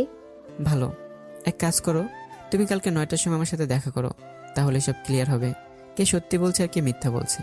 থাক, যাওয়া লাগবে না, আমি তোমাকে বিশ্বাস করি। তবুও তোমাকে কালকে আমার সাথে দেখা করতে হবে। কেন? এই প্রশ্নের উত্তর কালকে দেখা করলেই পাবে। আর ঠিকানা আমি ঘুমানোর আগে মেসেজ করে দেবো। মায়ের সাথে কথা বলে শেষ করে আবার খাওয়া শুরু করলাম। এখানে থাকলে আরও প্রশ্নের সম্মুখীন হতে হবে, তাই অল্প খেয়ে রুমে চলে এলাম। ঘুমানোর আগে মায়াকে ঠিকানা মেসেজ করে ঘুমিয়ে পড়লাম। পরের দিন সকাল 9টায় আমার ডান পাশে তিশা আর বাঁ পাশে মায়া বসে আছে। আমি এদের উদ্দেশ্যে বললাম, তোমাদের এখানে ডাকার একটাই কারণ, আর সেটা হলো স্যাক্রিফাইস। স্যাক্রিফাইস মানে? তুমি কি বলতে চাইছো? দেখো মায়া, তোমরা দুজনে আমাকে ভালোবাসো, এতে কোনো সন্দেহ নেই আমার, কিন্তু আমার পক্ষে তো আর দুজনকে বিয়ে করা সম্ভব না। যে কোনো একজনকে মেনে নিতে পারবো, তাই তোমাদের দুজনের মধ্যে একজনকে স্যাক্রিফাইস করতে হবে। আমার কথা শুনে তিশা দৌড়ে মায়ের পা জড়িয়ে ধরে কান্না করে দিল। তিশা কান্না করে বলল, প্লিজ বোন, তুমি আমার এত বড় সর্বনাশ করো না। আমার থেকে আবিরকে আলাদা করে দিও না, আমি আবিরকে ছাড়া মরে যাব। মায়ে কি বলবে বুঝতে পারছে না, চুপ করে বসে আছে। তিশা মায়ের পা ধরে বলল, মায়া, তুমি আমার ছোট বোনের মতো, ছোট বোন হয়ে বড় বোনের এত বড় সর্বনাশ করো না। আমি তোমার পা ধরে বলছি। মায়া আমার দিকে কিছু সময় তাকিয়ে থেকে একটা শুকনো হাসি দিয়ে সেখান থেকে চলে গেল। মায়া চলে যাওয়ার সাথে সাথেই তিশা উঠে আমাকে জড়িয়ে ধরে কান্না করতে লাগলো। আমি তিশার মাথায় হাত বোলাতে বোলাতে পিছনে ফিরে তাকালাম। পিছনে মায়া আমার দিকে তাকিয়ে চোখের পানি মুছে চলে গেল। 3 বছর পর বারান্দায় দাঁড়িয়ে সিগারেটের ধোঁয়া আছি। ঠিক সেই সময় তানিশা সামনে দাঁড়িয়ে বলল, পাপা পাপা, তুমি এটা কি খাচ্ছ? আমাকে দাও। না আম্মু, এটা খেলে তুমি অসুস্থ হয়ে পড়বে। তাহলে তুমি খাচ্ছ কেন? তুমিও তো অসুস্থ হয়ে পড়বে। মেয়ের কথা কি বলবো বুঝে উঠতে পারছি না। আমি আবলির মতো আমার ছোট মেয়ের দিকে তাকিয়ে আছি। ঠিক তখনই মায়ের পাশ থেকে বলল, কি হলো? মেয়ের কথার উত্তর দিচ্ছ না কেন? কি উত্তর দেবো খুঁজে পাচ্ছি না, তাই বারান্দায় গিয়ে সিগারেটটা ফেলে দিলাম। এবার মায়ের তানিশাকে কোলে নিয়ে বলল, ফেলে দিলেন কেন? খান খান, বেশি করে খান। আপনি তো আর আমাদের নিয়ে একটুও ভাবেন না। যদি আমাদের নিয়ে একটু ভাবতেন, তাহলে আর আমি বারণ করা সত্ত্বেও আপনি সিগারেট খেতেন না। আমার লক্ষ্মী কিউট বউটা কি আমার উপর অভিমান করেছে? না, আমি আপনার কে যে আপনার উপর রাগ করব? আমি আপনার কেউই না। আজই আমি তানিশাকে নিয়ে বাপের বাড়ি চলে যাব। সত্যি তুমি আমার কেউ না? সত্যি। ঠিক আছে, তোমরা চলে গেলে আমি তিশার কাছে চলে যাব। না, আপনি কোথাও যাবেন না। আপনি তিশা আপুর কাছে গেলে আমাদের কি হবে? তানিশা তো একবার তার মাকে হারিয়েছে, এবার আমার কারণে যদি তার বাবাকে হারায়, তাহলে আমি সারা জীবন তানিশার কাছে অপরাধী হয়ে যাব। আরে পাগলি বউ আমার, আমি কি বলেছি যে মরে যাব? আমি বলতে চাইছি অনেক দিন হলো তিশার কবরের কাছে যাওয়া হয় না, তাই আজকে কি তিশার কবরটা দেখে আসবো। আপনি খুব খারাপ, আমাকে সবসময় কষ্ট দেন। আমি খারাপ তাই না? তাই। আপনি খুব খুব খুব খারাপ একটা লোক। ও, তাহলে খারাপ তো কিছু করতে হয়। মানে কি করবেন আপনি? উম্মা দেব? অনেক দিন হলো তোমার মিষ্টিটিতে ছোঁয়া পাইনি, তাই এখন দেব। এখন হবে না, কোলে মেয়ে আছে।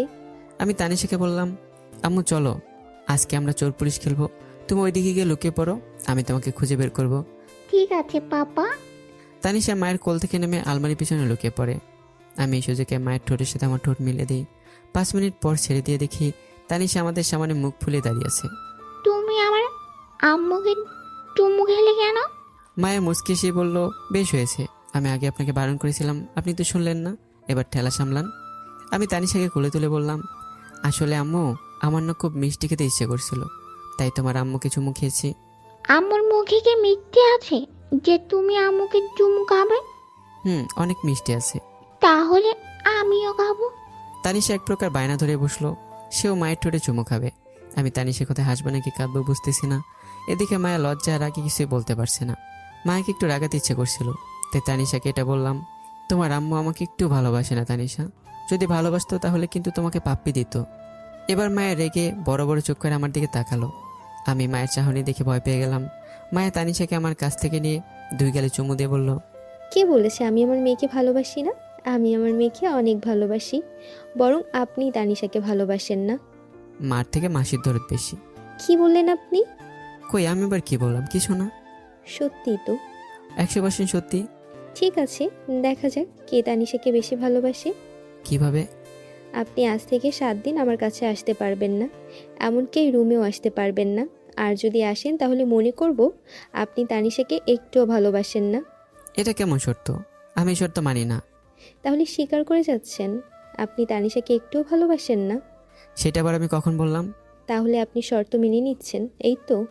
একটি দীর্ঘশ্বাস ফেলে বললাম, ঠিক আছে, তবে মনে রেখো, একবার কাছে পেলে আমি কিন্তু তখন ছাড়বো না, সুদে আসলে সব উসুল করে নেব। আগে আপনি শর্তটা তো পালন করে দেখান। আমি জানি আপনি এই শর্ত পালন করতে পারবেন না, কারণ আপনি আমাকে ছাড়া এক মুহূর্ত থাকতে পারবেন না। সেখানে 7 দিন থাকা তো একেবারেই অসম্ভব। সন্ধ্যার আগে আপনি আমার কাছে আসবেন। এইটুকু যখন জেনেই গেছো, তাহলে এই শর্ত দিলে কেন? কারণ আমি দেখতে চাই আপনি ঠিক কি করেন। ওকে, তাহলে আমি অন্য রুমে যাচ্ছি, তোমরা এখানেই থাকো। তারপর আমি পাশের রুমে চলে এলাম আর মনে মনে বলছি, ঘুঘু দেখেছো কিন্তু কুকুর ভাত দেখোনি, আমিও দেখব কার কাছে কে আসে আগে। তো চলেন এই ফাঁকে 3 বছর আগে আমার সাথে ঘটে যাওয়া করুণ কাহিনী শুনে নিই। সেদিন মায়া চলে যাওয়ার পর আমি তিশা বাড়িতে চলে আসি। বেশ ভালোই চলছিল আমাদের জীবন সংসার। সারাদিন অফিসের কাজ করে বাসায় আসতেই তিশা দৌড়ে এসে আমাকে জড়িয়ে ধরতো। আমি তিশার কপাল আলতো করে চুমু খেয়ে বুকের মাঝে আগলে নিতাম। আবার রাতে ঘুমানোর সময় তিশা আমার বুকে মাথা রেখে ঘুমাতো। এভাবেই চলছিল দিন। একদিন অফিসে কাজ করতেছি, এমন সময় তিশা ফোন দিয়ে কান্না কণ্ঠে বলল, তাড়াতাড়ি বাড়ি আসো। আমি তিশার কান্না জড়িত কণ্ঠ শুনে ভয় পেয়ে গেলাম। তো অফিসের কাজ বাদ দিয়ে রেখেই গাড়ি নিয়ে বাসায় চলে আসলাম। তড়িঘড়ি করে বাড়ির ভিতরে যেতেই দেখি পাশের বাসার ভাবের এসেছে আর মামি তাদের মধ্যে মিষ্টি বিতরণ করছে। আমি বেশ অবাকই হলাম। সামনে তাকে দেখি তিশা পেটে হাত রেখে সোফায় বসে আছে। আমাকে দেখে তিশা দৌড়ে এসে জড়িয়ে ধরে বলল, আবির, আজকে আমি অনেক খুশি। তোমার সন্তান আমার গর্বে। আমার জীবনের সেরা প্রাপ্তিটা তুমি দিয়েছো। তিশা খুশিতে আর কিছুই বলতে পারছে না, শুধু আমাকে জড়িয়ে ধরে বলছে, আমি মা হব, আমি মা হব। এই পৃথিবীতে আমার থেকে সুখী আর কেউ নেই। আমার চোখ থেকে 2 ফোঁটা পানি বের হলো। এটা কষ্টের না, এটা সুখের কান্না। ভাবতেই অবাক লাগছে, আমারও সন্তান হবে, আমাকে বাবা বলে ডাক দেবে। এরপর থেকে তিশার উপর যত্ন নেওয়া বাড়িয়ে দিলাম। মামা মামি সব সময় তিশার পাশে থাকে আর আমি অফিস থেকে এসে ওর সাথে গল্প করি, যাতে তিশার বোরিং না লাগে। তিশার যখন 4 মাস চলে তখন থেকে তিশাকে নিচে নামা একেবারে বারণ করে দিই, যেন তিশা প্লাস বাচ্চার কোনো ক্ষতি না হয়। কিন্তু কথায় আছে না, মৃত্যুর ডাক চলে আসলে পাতার পুরি রুকিয়ে থাকলে কোনো লাভ নেই, সেখানে গিয়েও আজরাইল জান কবজ করে নিয়ে আসবে। সেদিন কাজে একটু ব্যস্ত ছিলাম। তখন তিশার সবেমাত্র 9 মাস পড়েছে। কাজের চাপ এত বেশি ছিল যে মোবাইল হাতে নেওয়ার সময়টুকু পাইনি। যদি একবারের জন্য মোবাইলটা হাতে নিতাম তাহলে তো তিশার চলে যাওয়ার সময় সাথ দিতে পারতাম, কিন্তু পারিনি তিশার চলে যাওয়ার সময় পাশে থাকতে। সেদিনের জন্য আজকে আফসোস হয়, কেন জানি সেদিন মোবাইলটা হাতে নিলাম না। কেন নিলাম না? বিকেলে যখন বাড়ি আসি সামনে তাকিয়ে নিস্তব্ধ হয়ে গেলাম। চলার শক্তি হারিয়ে ফেলেছিলাম। আমার চোখের সামনে তিশার লাশ অ্যাম্বুলেন্স থেকে নামিয়ে আনছে। এটা থেকে আমি থমকে দাঁড়াই। শাশুড়ি মার কোলে আমার সন্তান ঘুমিয়ে আছে। আমি মৃদু পায়ে হেঁটে তিশার সামনে গিয়ে বসে কান্না করে দিলাম। পেছন থেকে তিশার বাবা এসে আমার কাঁধে হাত রাখে। আমি মামাকে ধরে কান্না করে বললাম, এসব কি করে হলো মামা? মামা আমার মাথায় হাত বুলিয়ে বলল, দুপুরে তোমার শাশুড়ি তিশাকে ঔষধ খাইয়ে রুমে এসে শুয়ে পড়ে, আর আমি তখন বাইরে যাই একটা কাজে। কাজ শেষ করে বাড়ি আসতেই উপর থেকে কান্নার শব্দ শুনতে পেলাম। আমি কান্নার শব্দ অনুসরণ করে এগিয়ে এসে দেখি তিশা ফ্লোরে পড়ে কান্না করতেছে, পেটে হাত দিয়ে। আমি এগিয়ে গিয়ে দেখি ফ্লোরে রক্ত ভেসে গেছে। তাই দেরি না করে মালাকে নিয়ে তিশাকে গাড়িতে করে হসপিটালে নিয়ে আসি। হসপিটালে আসার সাথেই তোমার শাশুড়ি তোমাকে অনেকবার ফোন দিয়েছিল, কিন্তু তুমি ফোন রিসিভ করছিলে না, তাই রাগে আর ফোন দেয় নাই। তিশাকে যখন হসপিটালে নিয়ে আসি তখন ডক্টর তিশার অবস্থা দেখেই ঘাবড়ে যায়। ডক্টর 3 জন নার্সকে ডেকে তাড়াতাড়ি তিশাকে নিয়ে অপারেশন থিয়েটারের ভিতরে নিয়ে যায়। প্রায় 2 ঘন্টা পর অপারেশন থিয়েটার থেকে বের হয়ে কালো মুখ নিয়ে আমি ডক্টরকে দেখে এগিয়ে গিয়ে বললাম, ডক্টর, আমার মেয়ে কেমন আছে? ওই ঠিক আছে তো? ওর কিছু হয় নাই তো ডক্টর? ডক্টর ভারী গলায় বলল, আই এম সরি, আমরা অনেক চেষ্টা করেছি, কিন্তু রোগীর শরীর থেকে প্রচুর পরিমাণে রক্তক্ষরণ হওয়ায় রোগীকে বাঁচাতে পারিনি। মালা বাচ্চাকে কোলে নেয়, আর আমি তিশার লাশ অ্যাম্বুলেন্সে করে বাড়িতে নিয়ে আসি। সরি আবির, আমরা আমাদের দায়িত্ব ঠিকমতো পালন করতে পারি নাই, আমাদের মাফ করে দিস। মামি আমার কাঁধে হাত রেখে বলল, সব দোষ আমারই। আমি যদি তখন ঘুমাতে না যেতাম তাহলে হয়তো আমার মেয়েটা বেঁচে যেত। সারা বাড়ি জোরে কান্নার শব্দ। আমি এখন আমার মেয়েকে দেখিনি। তিশার দাপন কাপন করে বারান্দায় বসে আছি। এমন সময় মামি এসে বলল, আবির, যা হওয়ার তা তো হয়েই গেছে, এখন তো আর তিশা ফিরে আসবে না। তবে এই দেখ, তিশা তোর জীবনের সেরা উপহারটা রেখে গেছে, দেখবি না তোর মেয়েকে? আমি আমার মেয়েকে কোলে তুলে নিলাম। দেখতে হুবহু তিশার মতো হয়েছে, তাই মেয়ের নাম দিলাম তানিশা। এরপর থেকেই তানিশাকে ঘিরে আমার জীবন চলতে থাকে। 2 মাস পর একদিন তানিশাকে নিয়ে সবাই বসেছিলাম। এমন সময় কলিং বেলটা বেজে ওঠে। বাড়িতে কেউ ছিল না, তাই আমাকে দরজাটা খুলতে হলো। দরজা খুলে সামনে দেখি মামা মামি আর তাদের সাথে মায়া আঙ্কেল আন্টিও এসেছে।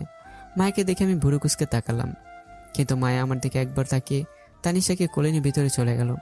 আমি মামা মামির দিকে জিজ্ঞাসার দৃষ্টিতে তাকালে মামি বলল, এই তিশার শেষ ইচ্ছে ছিল। মৃত্যুর আগে তিশা বলেছিল তোমাকে যেন আমরা মায়ার সাথে বিয়ে দিই, আর তাই অনেক খুঁজে মায়াকে বের করে নিয়ে আসলাম। কিন্তু মামা এটা কী করে সম্ভব? আমি একজন বিবাহিত ছেলে, আমার একটা মেয়ে আছে। আমি জেনে শুনে একটা মেয়ের জীবন নষ্ট করতে পারি না। মায়ার জীবন নষ্ট হবে কেন? সে তো তোরে ভালোবাসে আর স্বইচ্ছায় তোর কাছে ফিরে আসতে চাইছে। আমি এত সব বুঝি না। আমি মায়াকে বিয়ে করতে পারবো না। না মানে না। কেন? কারণ আমি জেনে শুনে তানিশার জীবন নষ্ট করতে পারবো না। আমাকে বিয়ে করলে তানিশার জীবন কিভাবে নষ্ট হবে? সে তো উল্টো একজন মা পাবে। হ্যাঁ পারে, তবে কিছুদিনের জন্য। যখন তোমার সন্তান হবে তখন কি তুমি তানিশাকে অবহেলা করে দূরে ঠেলে দিবে না? এর কি গ্যারান্টি আছে? ও, এই জন্য তুমি আমাকে বিয়ে করতে চাইছো না? তাই। ঠিক আছে, আপনি যদি মনে করেন আমি মা হলে তানিশা আমার কাছ থেকে অবহেলা পাবে, তাহলে আমি কখনো সন্তান নেব না। এবার হয়েছে তোর? মেয়েটা তোরে পাওয়ার জন্য নিজে সন্তান নেবে না বলেছে। আরও কোন কন্ডিশন থাকলে বল? এতটা কেউ কাউকে ভালোবাসতে পারে আমার জানা ছিল না। আমার উত্তর কি হওয়া উচিত বুঝতে পারছি না। মায়ের দিকে একবার তাকিয়ে তানিশাকে নিয়ে রুমের দিকে পাড়ি জমালাম। প্রতিমধ্যে তানিশা কান্না শুরু করে দিল। আমি কান্না থামানোর বৃথা চেষ্টা করছি, কিন্তু পারছি না। তাই ফিরে এসে মায়ের কোলে তানিশাকে দিলাম। মায়ের কোলে তানিশা যেতেই খিলখিল করে হেসে উঠল। মামি বলল, তনিশার জন্য মায়াই পারফেক্ট মা। মায়া তানিশাকে কোলে পেয়ে খুশি, আর আমি ওদের হাসি দেখে দুপুর পর্যন্ত ওদের সাথে গল্প করে কাটিয়ে দিলাম। বিকেলে তানিশাকে নিয়ে রুমে শুয়ে দিলাম। ঘুমিয়ে পড়েছে তাই। তানিশার পাশে আমি চোখ বন্ধ করে শুয়ে আছি। হঠাৎ মাথায় করে স্পর্শ পেয়ে লাফ দিয়ে উঠে সামনে তাকিয়ে দেখি মায়া। আমার এমন ব্যবহার দেখে মায়া আমার দিকে কপাল ভাঁজ করে বলল, এভাবে লাফ দিলেন যে? এমনি। তুমি আমার রুমে কখন এসেছো? আর আচমকা আমার মাথায় হাত রাখার কারণ কি? মায়া আমার পাশে বসে বলল, কিছু না। আচ্ছা, আপনার মধ্যে কি একটু রোমান্টিকতার ছিটে ফোটাও নেই? কেন থাকবে না? আছে, তবে এতদিন বোঝানোর মতো মানুষ ছিল না, তাই রোমান্টিকতা দেখায়নি। তবে এখন সে মানুষটাকে পেয়ে গেছি। কে সেই মেয়ে? বল আমারে। আমার জিনিসের দিকে হাত দেওয়ার সাহস হলো কি করে? আজকে আমি তার মেরেই ফেলবো। মেয়েটার নাম বল। বলবো না। বল বলছি, না হলে কিন্তু আমি উল্টাপাল্টা কিছু করে বসবো। তোমার যা খুশি করতে পারো, তবু আমি তার নাম বলবো না। মায়া এদিক ওদিক তাকিয়ে টেবিল থেকে ফলকাটা চুরি হাতে নিয়ে গলায় ধরলো। আরে ভাই, ও নিজের গলায় না, আমার গলায় ধরেছে। আমার গলা শুকিয়ে গেছে। মায়ের রাগী কণ্ঠে বলল, বল মেয়েটার নাম কি? ছুরিটা গলায় ধরে রাখলে কিভাবে বলবো? ছুরিটা গলা থেকে সরাও আগে যে কোনো সময় কেটে যেতে পারে। না, আগে মেয়েটার নাম বল। মায়া। বাড়ি কোথায়? বাবার নাম বল। আজকে ওর একদিন কি আমার একদিন? কথা বলেই মায়ের জিহ্বায় কামড় দিয়ে হাত ইশারা করে বলল, আমি? তুমি। এবার গলা থেকে চাকু সরাও, কেটে যাবে তো। মায়া চাকু ফেলে দিয়ে আমাকে চাপটে ধরলো। আমি এসে মায়াকে জড়িয়ে নিলাম। রাতে মায়া আর আমার বিয়ে হলো। মামি ও আন্টি মিলে মায়াকে আমার রুমে দিয়ে আসে। আমি সবার সাথে কিছুক্ষণ কথা বলে তানিশাকে নিয়ে রুমে আসি। তানিশাকে রুমে আনার কারণ আছে। কারণ হচ্ছে মায়া কি রিয়াক্ট করে এটা দেখার জন্য। রুমে আসতেই মায়া তানিশাকে নিয়ে বিছানায় গিয়ে শুয়ে পড়লো। আহম তো অবাক। সারা রাত তানিশাকে নিয়ে কাটিয়ে দিল। আমি বেচারা রোমান্টিক গানের বদলে ছাকা খাওয়ার গান গাইতে গাইতে ঘুমিয়ে পড়লাম। সকালে উঠে দেখি মায়া আমাকে জোরে ধরে শুয়ে আছে। আমার মাথায় শয়তানি বুদ্ধি ভর করলো। আমি মায়ের নাক টিপে ধরি। মায়ের নাক দিয়ে শ্বাস নিতে পারছে না, তাই মুখ খুলে শ্বাস নিচ্ছে। এই সুযোগে আমি 4 ঠোঁট এক করে দেই। 3 মিনিট পর মায়া আমাকে ধাক্কা দিয়ে সরিয়ে জোরে জোরে শ্বাস নিতে থাকে। আমি দুষ্টুমি করে এসে বললাম, কি হয়েছে মায়া, এমন করছো কেন? কি হয়েছে তাই না, দেখাচ্ছি মজা। এ বলে মায়া আমাকে মারতে লাগলো। আমি আস্তে আস্তে মায়াকে থামিয়ে জড়িয়ে নিলাম। এভাবে দুষ্টু মিষ্টি রোমান্টিক ভালোবাসার মধ্যে দিয়ে আমাদের 2 বছরটা পার হয়ে গেল। এবার বর্তমানে ফিরি। রাতে মায়াকে ছেড়ে ঘুম আসছিল না। সত্যি বলতে বিয়ের পর আজকে প্রথম মায়াকে ছেড়ে ঘুমোতে হচ্ছে। তাই ঘুম আসছে না দেখে ছাদে বসে তারা গুনছি। 1 2 3 4। হঠাৎ কাঁধে কারো স্পর্শ পেলাম। জানি মায়া এসেছে, তাই ওভাবে বসে তার কথা শুনছি। মায়া পিছনে দাঁড়িয়ে বলল, এই আপনি কেমন বর? কোথায় বউয়ের অভিমান ভাঙাবেন তা না করে ছাদে বসে তার শুনছেন? কেন, তুমিই তো বললে 7 দিন আমি যেন তোমার ধারে কাছেও না গেছি। তাই এখানে বসে তারা গুনছি। কিন্তু তুমি এখানে কেন এসেছো? আপনারই নিতে এসেছি। চলেন, ঘুমাবেন। তুমি যাও, আমি একটু পরে ঘুমাবো। না, আপনি আমার সাথেই যাবেন। আমার ঘুম পাচ্ছে, চলেন। তোমার ঘুম পাচ্ছে, গিয়ে ঘুমিয়ে পড়ো। এখানে এসেছো কেন? কারণ আমি আপনাতে অবস্থা আপনার বুকে মাথা না রাখলে আমার ঘুম আসবে না। প্লিজ চলুন। এসব মিষ্টি কথা বলে কোনো লাভ হবে না। আমি আজকে পাশের রুমে গিয়ে ঘুমাবো। ইনফ্যাক্ট এই 7 দিন আমি তোমার আশেপাশে আসবো না। দেখুন, আপনি কিন্তু এবার বাড়াবাড়ি করছেন। আমি না, বাড়াবাড়ি তুমি শুরু করেছো। তাই তুমি যদি আমার রাগ ভাঙাতে পারো তাহলে তোমার সাথে যাবো, নয়তো না। মায়ের রাগ ভাঙানোর জন্যই সরি বললো। এতেও কাজ হলো না দেখে মায়ে কিছু সময় জোক শোনালো, কিন্তু এতে আমার রাগ কমলো না। এবার মায়ে কিছু একটা ভেবে কান্না করে দিল। ব্যাস হয়ে গেল, আমার রাগ সব ধুয়ে মুছে শেষ হয়ে গেল। আমি ব্যস্ত হয়ে পড়ি মায়েকে নিয়ে। আমার একটাই দুর্বলতা, সেটা হলো আমি মায়ের চোখে পানি দেখতে পারি না। কেন জানি কষ্ট হয়। তাই মায়েকে জড়িয়ে বললাম, বেশ ভালোই তো, আমার দুর্বলতাটাকে কাজে লাগিয়ে যাচ্ছ। কি করব? আপনি তো বললেন আপনার রাগ ভাঙাতে হবে, তাই একটু টেকনিক করে এই নাটকটা করলাম। কেমন হয়েছে আমার অভিনয়? অনেক সুন্দর। তুমি যদি অভিনয় জগতে যেতে না, তাহলে আমি নিশ্চিত একদিন তুমি অস্কার হাসিল করতে। অস্কারের থেকে দামি জিনিস আমার কাছে আছে। অস্কারের থেকে দামি জিনিস কি সেটা দেখি? আপনি আপনি আমার 7 রাজার ধন। অনেক সাধনার পরে আপনাকে পাওয়া, তাই এই পৃথিবীর সব কিছুর থেকে আপনি আমার কাছে অনেক দামি। মায়ের কথা শুনে আমি ইমোশনাল হয়ে গেলাম। চোখ থেকে দুপোটা পানি বের হলো। আর সেই পানি মায়ের নিজেতে মুছে দিয়ে কাঁধে মাথা রেখে হাত শক্ত করে চেপে ধরে বসে আছে। ঘড়িতে রাত 11টা। আমি মায়েকে পাজা কোলে করে নিয়ে ছাদ থেকে রুমে নিয়ে আসলাম। মায়েকে বিছানায় শুয়ে আমি মায়ের উপর শুয়ে মায়ের কপালে চুমু দিলাম। তারপর মায়ের কোমল ঠোঁটে কিস করব, সেই সময় তানিশার ঘুম ভেঙে যায়। আমার রোমাঞ্চের 12টা বাজিয়ে দিয়ে মায়ের তানিশাকে নিয়ে ব্যস্ত হয়ে পড়ে। আমি সুদীর্ঘ শ্বাস ফেলে মায়ের সাথে মিলে তানিশার সাথে কথা বলতে থাকি। তানিশা খিলখিল করে এসেই যাচ্ছে। মায়ের দিকে তাকিয়ে মুচকি হাসি দিয়ে ওদের দুজনকে জড়িয়ে বললাম, পৃথিবীর শ্রেষ্ঠ উপহার তিশা দিয়ে গেছে, আর শ্রেষ্ঠ সুখ তুমি দিয়ে যাচ্ছ। এই রাতকে সাক্ষী রেখে বলছি, অনেক ভালোবাসি তোমাদের দুজনকেই। আর আপনারাও দোয়া করবেন যেন এভাবে ভালোবেসে যেতে পারি। আল্লাহ হাফেজ।